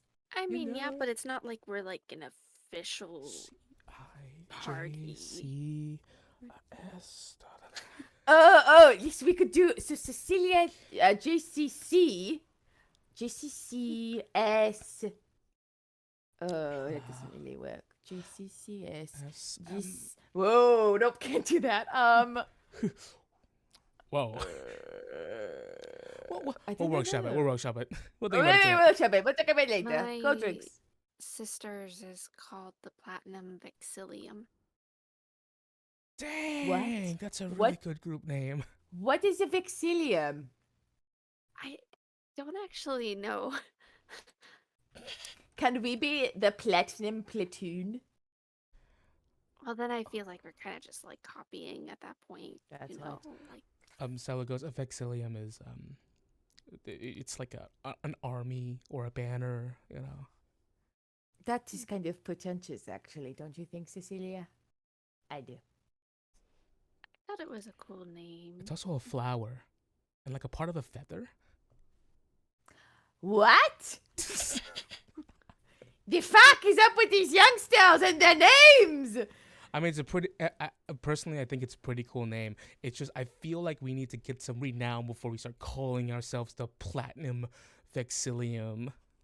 No, I don't even want that though. Like, what happened to like the fun names? Like, they used to be like the Boob Brigade or like like goofy stuff. Like back in my day. Were you a part of a party? No. No, but I hear stories.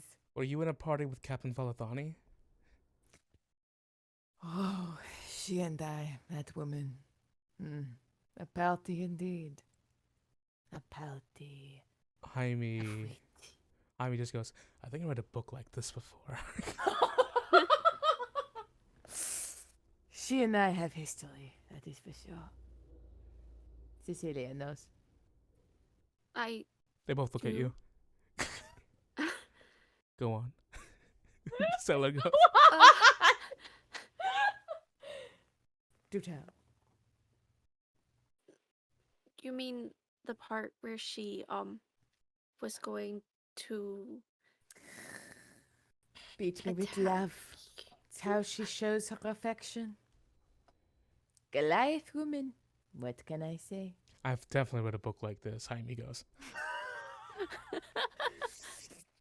I don't know what you're talking about. A book. It is life. Oh, I read a lot of I read a lot of like novels.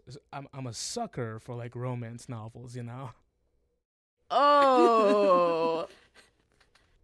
What a genre. And Stellar just goes, "You've never told me this before. What do you mean? This is completely new." Well, it just kind of never came up. You only really know about like the monastery and everything, but I read a lot of books. But yeah, romance books. Yeah, it's good for you. I respect that. I don't have time.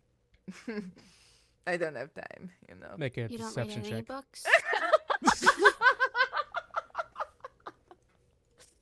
If ever I wanted to roll a nat one, You're gonna roll It's a really nat high 20 on this now. one just cause. they must never know. Where's my deception? It is an 11. 23. Holy shit! I'm a bucket heat! Oh, that's how it's spelled? Hey, Captain. We'll talk Yes. tonight. Yes, we will, bunk buddy. Bunk buddy, yeah.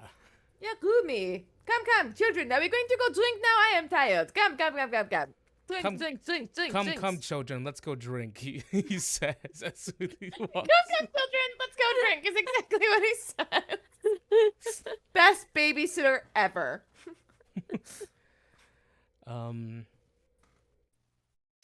I would say, at this point you return. And you're splitting the rooms into 2 each, right? Stellar and Yes. Cecilia and Jean-Claude. Yeah. We can save on some cash. Okay. As the as you go back, and I'll assume that Cecilia does not join the drinking festivities. Yeah, probably Stellar not. does not She can drink. have a water. She can have like a seltzer. Stellar does not drink either. But Jaime and Jean-Claude are drinking. You see, Trashed. you see as Jaime puts a tankard in front of Jean-Claude, and multiple tankards light up. He, he just goes, "All right, may the best human win." Yeah, I'm not human. What does that mean? He just blinks slowly with his big cow eyes. It means you got some serious competition, Cap. What is up with these humans and your whatever? You ready? He holds up a Ready. tankard and begins just dunking it, drinking. Chug, chug, chug, chug, Chug, chug, chug, chug, chug. Cecilia and Stellar both watch as those two just consume an egregious amount of alcohol. It's safe. Stella goes. Stella goes. No. No. Alcohol poisoning is real, friends. We do not condone this on Songwoven. You see, Jaime drinks in a way where he's basically pouring it over his face. It's not all going to his mouth. He's just like and the froth and stuff is like it's like falling at his side. Jean-Claude is getting very progressively drunk. Trashed. Jaime seems perfectly fine. Fucking monks. God damn it. Wait, what Is he a level are... drunken brawler? Oh, I thought he was mercy monk with his healing. Oh, yeah. You're right, I think. But I don't know. After a bit, Jean-Claude, you notice you're lagging a little bit behind. Jaime puts away the tankard and just kind of like puts a hand on your shoulder. Says, "Hey, it's done. You don't have to drink anymore."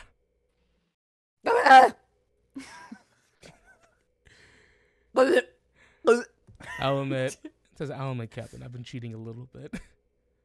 My body's built for this kind of thing. You little shit.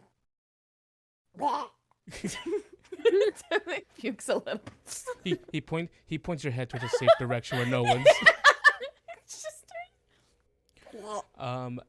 And I'll say, sorry, I have to make it quick because we've been over 4 hours. You see, Cecilia, Jaime begin to carry, like, put an kind of like try to be a support to Jean-Claude. As he just goes, I got him. He's huge. He's so tall. Yeah, but Jaime's doing it. Oh, this poor Do you bastard. need help? Oh, I can do it. She'll go take the other side. Oh wow, that's a lot. I think you're doing most of the work here. Probably not. Stellar's pushing from behind. just 3 people. and one middle-aged fur-poke man. As the 3 push, make an effort to push the drunk Jean-Claude up the stairs. Eventually, Jean-Claude, you are situated in a bed, and the world is spinning right now, and also your stomach. Also your stomach. Jaime just goes, all right, let me just kind of like cranks his neck. Turn a the little head. It just 2-finger jab. You automatically feel a bit better, but still drunk. Punching me again. How did you learn how to do that? He said you seem like a good chiropractor. He laughs. He laughs and bless does his hands again. He just goes, "It's nothing like that." I'm from I'm from the Order of the Flowing Vine, so drinking's kind of our thing. Oh, he is drunken monk. You're right. You're right. You're right, Jenny. Oh, so you're really good at treating this specifically? Well, believe it or not, alcohol is kind of bad for people. um, it can be a form of poison. So finding the pressure points to purify a body of poison will actually alleviate some of the effects. Oh, Uh, wow, that's really interesting. Not really. Well, Well, I really like studying like medicine and things like that. So I've oh, just never heard about anything like that. oh yeah, Hmm. I can share some things about you that I know from my monastery. We know a lot of really. I actually don't know too much yet. I haven't traveled too far out, but I think our medical practice is a little unorthodox. I'd be really interested in learning more about it. Absolutely. Maybe it'll makes for a good chat on the road. Yeah. I tried to teach Stellar, but she's trying to teach me how to write poems. We're we're we're both we're both a work in progress with all of that. He's really good at it. I don't know. Stellar's in there, right? Mm-hmm. How do you come up with them so fast? Oh, little ditties. Hmm. Oh well, those are so easy. They just kind of come to my head. You do a little finger motion like this. Bob your head around, and it just really comes to you. I think if I tried to do that, I would just say the most stupid stuff that's ever come out of my mouth. a part of a part of the performance is really, I think, relishing in the stupid stuff and relishing whatever comes out of your mouth. I mean, the first thing comes out of your mouth is your true feelings, right? Not always. I the rhyming song stuff is super neat, but that's not what I'm really trying to study. I'm a lore kind of person, pursuing the truth kind of deal, exposing the corruptions behind things, you know? Wait, is he drunken or is he? What the fuck is his goddamn subclass? That's some Stellar talking. Oh, that's Stellar, right? That's Stellar. Lore. Right. Stella goes, the big thing I'm doing is just I gotta find the heart of the truth to everything, and I gotta get to that with this thing. Pulls out a lute. She holds her lute, and some real guts and chutzpah. I see. The truth of like anything specific or just Well, the truth of any everything? given situation, I see corruption, I see lies, and I think it's pretty natural for me to want to tell everyone what the truth of everything is. Like, for example, and I don't want to be too dramatic here, but if like a king was like a big, corrupted piece of shit, it's my job to like get to the middle of that and then tell everyone like, hey guys, here's evidence that the king is super corrupt. Kind of like a detective. That's a really cool way of putting it. But no, I go meet with other nerds of my college, and we just compare notes and things like that. It's not as eventful as you think.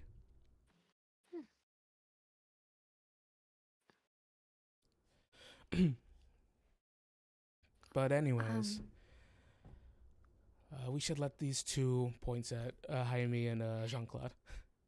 yeah. She, um, good night. Tries to say to Jean-Claude. He's passed out. He's snoring Yeah. as he always does. Jaime just goes, I'm gonna have to wake him up a little bit because I don't want him to get up with a hangover. Adjusts his neck. Not again. Stella closes the door. Ah! You hear that? Stellar just goes, let me get that for you. Opens the door for you to your room. You're in her room. Thanks. I've been kind of having that. Jaime kind of insists that he sleeps on the ground all the time, so I have the bed. Why don't you take the bed? How big is it? Oh my god. Are y'all gonna share a fucking bed? I don't want her to have to sleep on the ground. It's like a twin size. Oh, that's not big enough. Or is it? And then they were roommates. Enlarge, reduce. This is the perfect trope. There's only one bed, not enough room. I'll just get another room. No.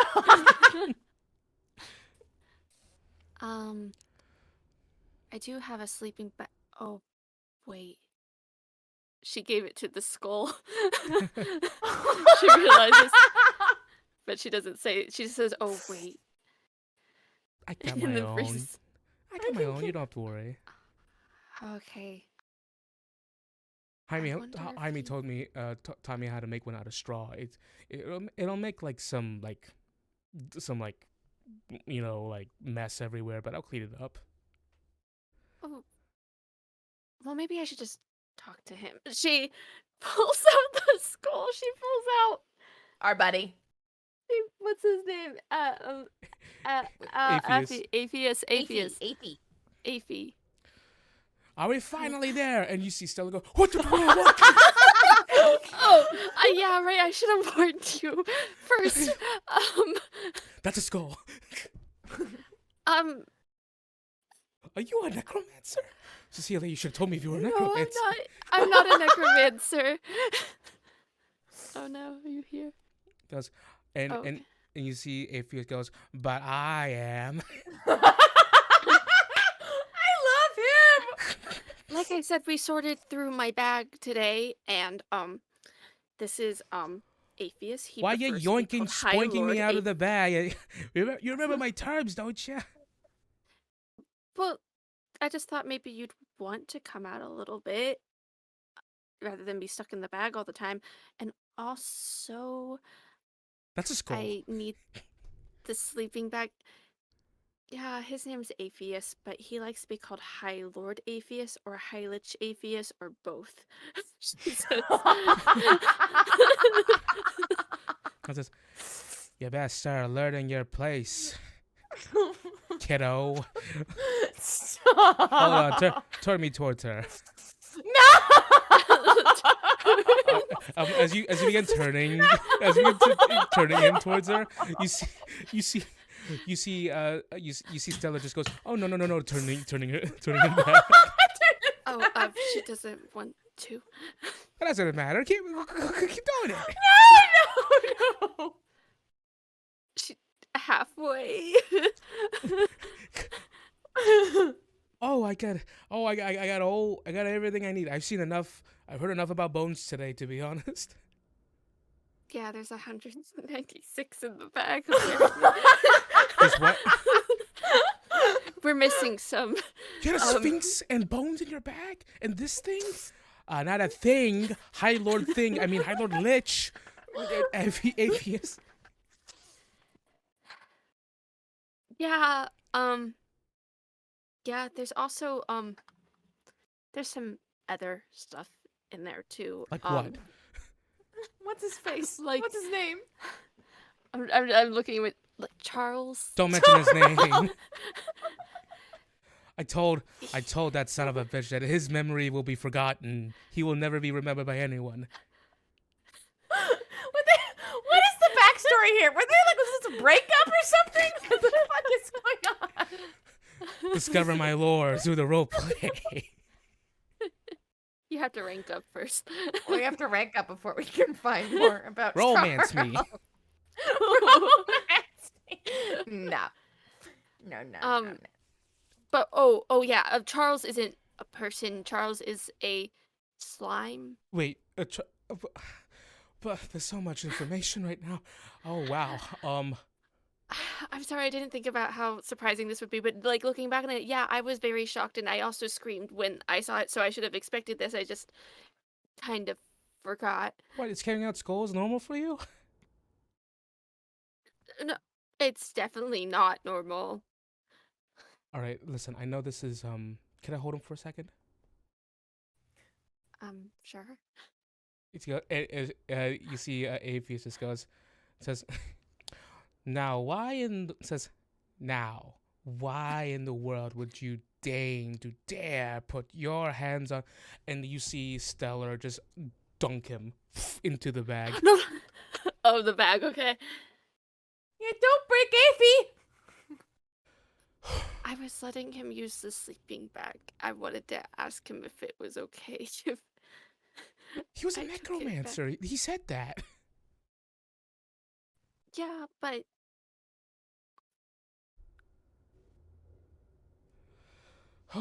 she shuts her mouth because it's like realizing if she talks, she's going to talk too much again. She goes, up, I'll just sleep in my straw bag, and it'll be completely fine. Jesus. Are you sure you don't want the sleeping bag? He hasn't been on it that long. I don't want whatever. What? He hasn't spent too much time on it, you know. Wait a second. Did you just find out he was in your bag today? Yeah, it's crazy how that happens and all the 196 bones I also didn't know about, so. I don't know how many bones are supposed to be in the body, but that sounds like a lot. Over 200. But okay, Cecilia. I think so far today you have only done one thing, and that's prove me right. I said that you were an awfully interesting person, and I think so far that I'm kind of envious of you, you know. If I had your life, I would be writing songs all the time.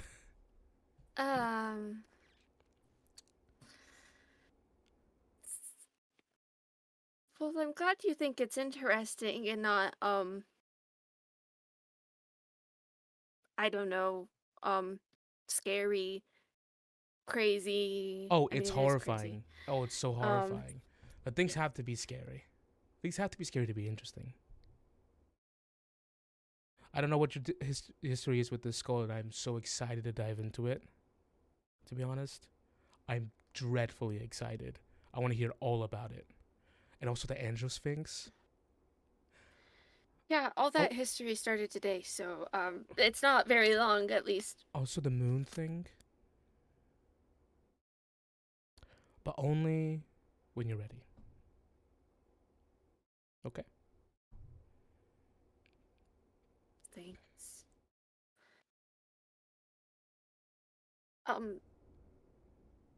Since you like history and stuff, Atheist actually seems to know quite a bit.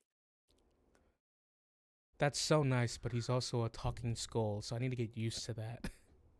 Yeah, I don't know. I was very shocked too and scared. But I've also just, I don't know if this is a good or a bad thing. I think I'm starting to resign myself to some of the really shocking, scary things that are happening as long as it doesn't seem like they're going to hurt me. So, How long have you been adventuring?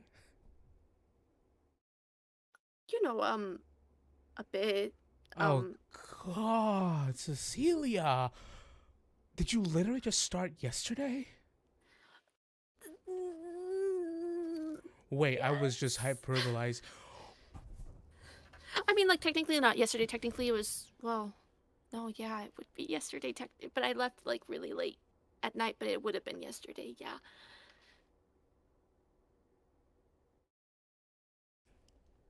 Cecilia, you jumped into the far end of the lake here. Well, she got I drowned. don't know if I'd say that. Poor bitch got drowned in it almost.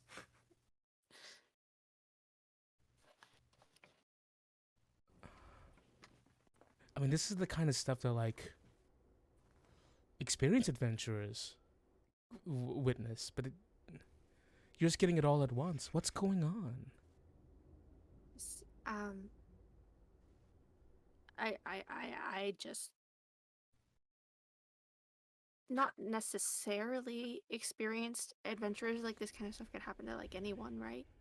So No, it not wouldn't be really. like a bad thing if it wouldn't be a bad thing if someone more experienced could have done it and then was going to do it and then you didn't let them, right?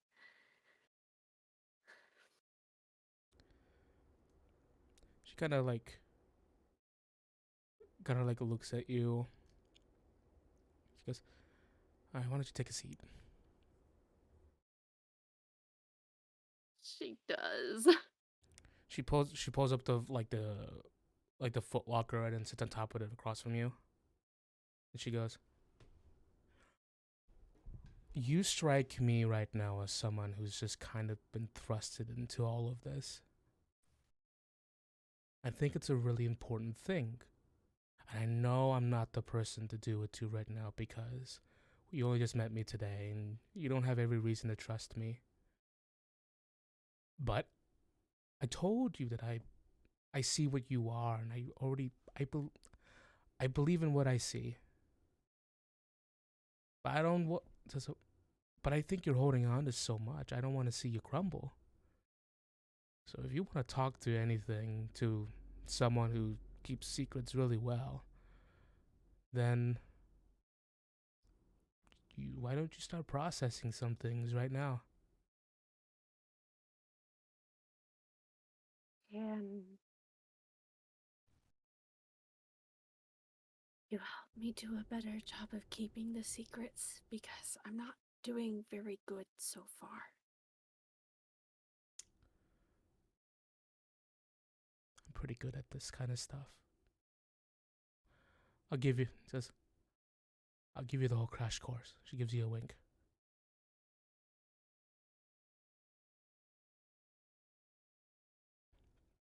Now,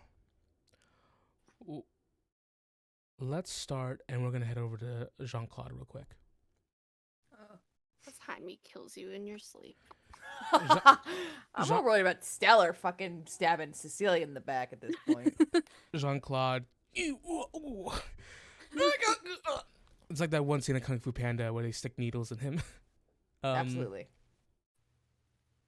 He goes, "Sorry, I don't mean to keep you from your peaceful slumber, but I hope this is trust me, this is you're gonna thank me for this in the morning." Thank you very much. Now, Oh, you don't have to Go thank away. me now. Just you Just- go ahead and breathe. go away. Stop hitting me. All right, I think that's it. I hope you don't mind the straw. What? Oh, I have a straw bedroll.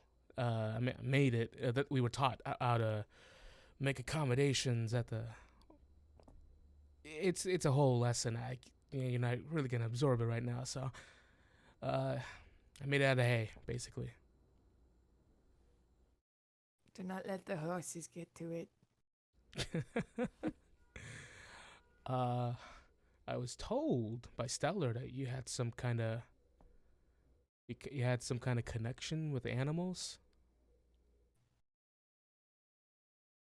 Your point. Oh, I just found that very interesting, is all.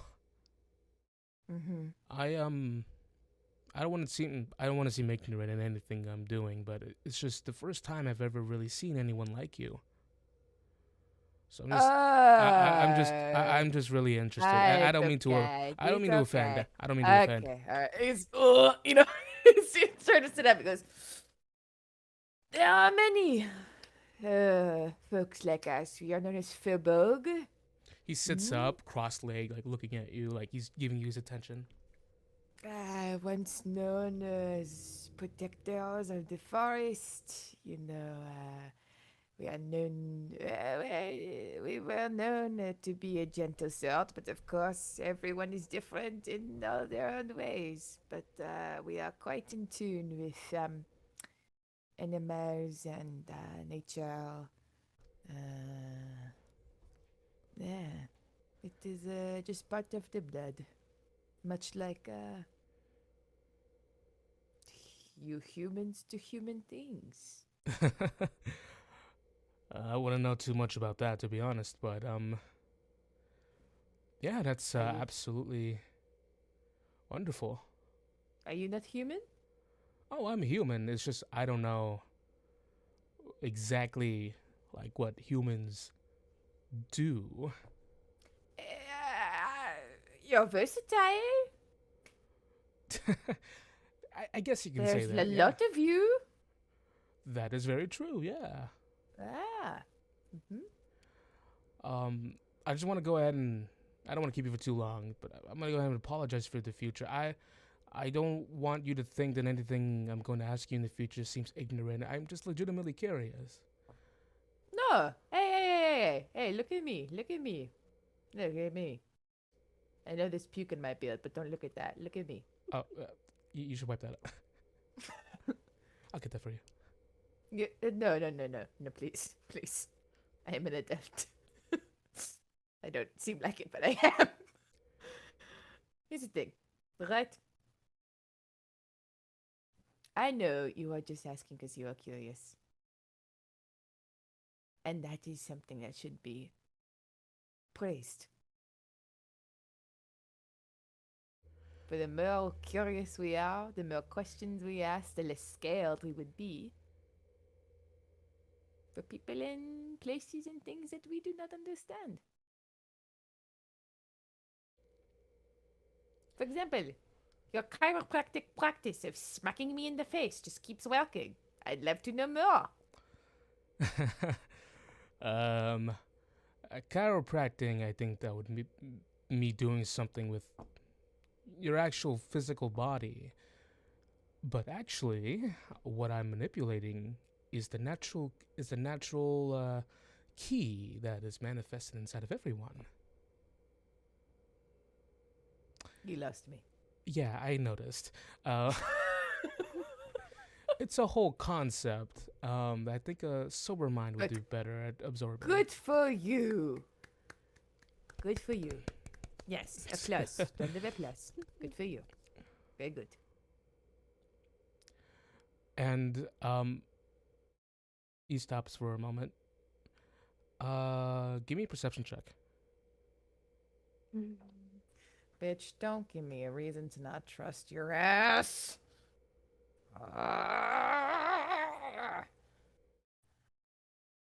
Where did I go? Sorry, everybody, I lost my tab. You said perception, right? Something I'm clearly so good at. Well, hold on. I do have a feat also. I have the aware feat or whatever it is. Alert. right? Alert. Alert, yeah. Mhm. So I can't be surprised. 9. Kind of like leans. He kind of like as you're as you speak, he stops himself. There he goes. And he looks towards the door. And you see the doorknob turn slow. But the door is locked. And then it slowly turns back.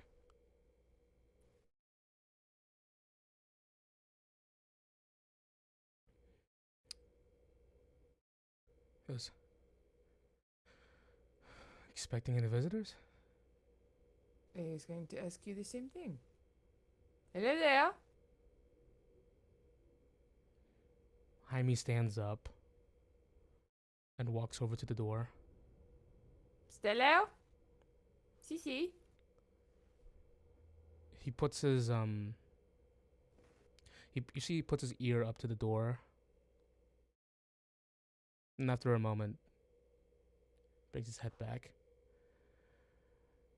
Maybe it was a drunken patron. Just, Check outside. he takes the moment to just like unlock the door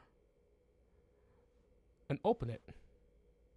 And as he does, immediately standing in front of him with this towering man. Sallow, pale skin, No. swarthy black hair. He wears That's not Marrow. he wears a tall hat, not Marrow. Okay. He has you see in carrying in one hand is a large blunderbuss, a two-handed like wide like a very big gun. What? Boots, like the fuck? armor, and he has a huge axe on his back. Wow. Wrong room, buddy.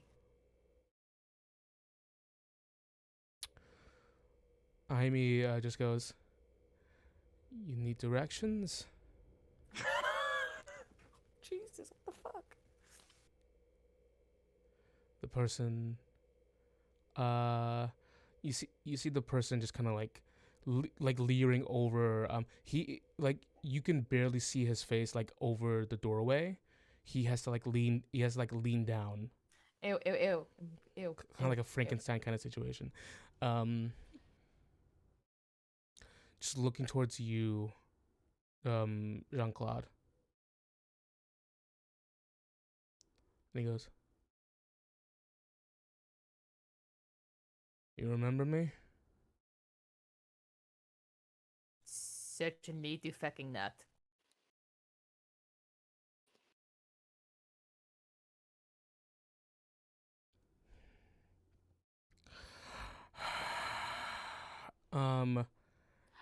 And you see black smoke. I make it down! And runs for the axe. Jaime backs away, and he goes, and you see the man goes, "You will." And that's where we're gonna end this session for. It's Scarecrow Puppet Man! I was right to be wary of the other scarecrows. She's like, I knew it, you would do it. All the scarecrows combined into one person. I know. To They make get a really scarecrow. tall. Go Scarecrow Rangers. Nee, nee, nee, nee, nee. That was a long game, and I love long games. But Yeah. it's late. Thank you, everyone. Thank you everyone for Thanks for sticking hanging by. on, everyone. Yes. We go to Thank sleep you. now.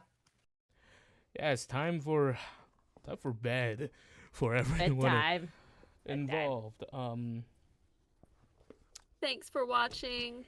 Thanks for Mwah. chatting. Thanks for Thanks for listening. coming. If you're listening to the podcast, which we have a link tree in our about that has our Discord and our Twitter and our Instagram and our TikTok and our YouTube and our podcast, which is so many things.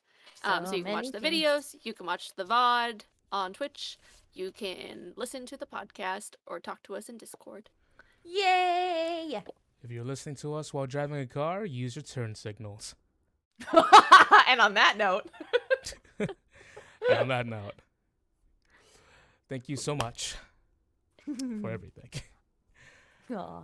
All right. Good night. Well, Good night, everyone. night.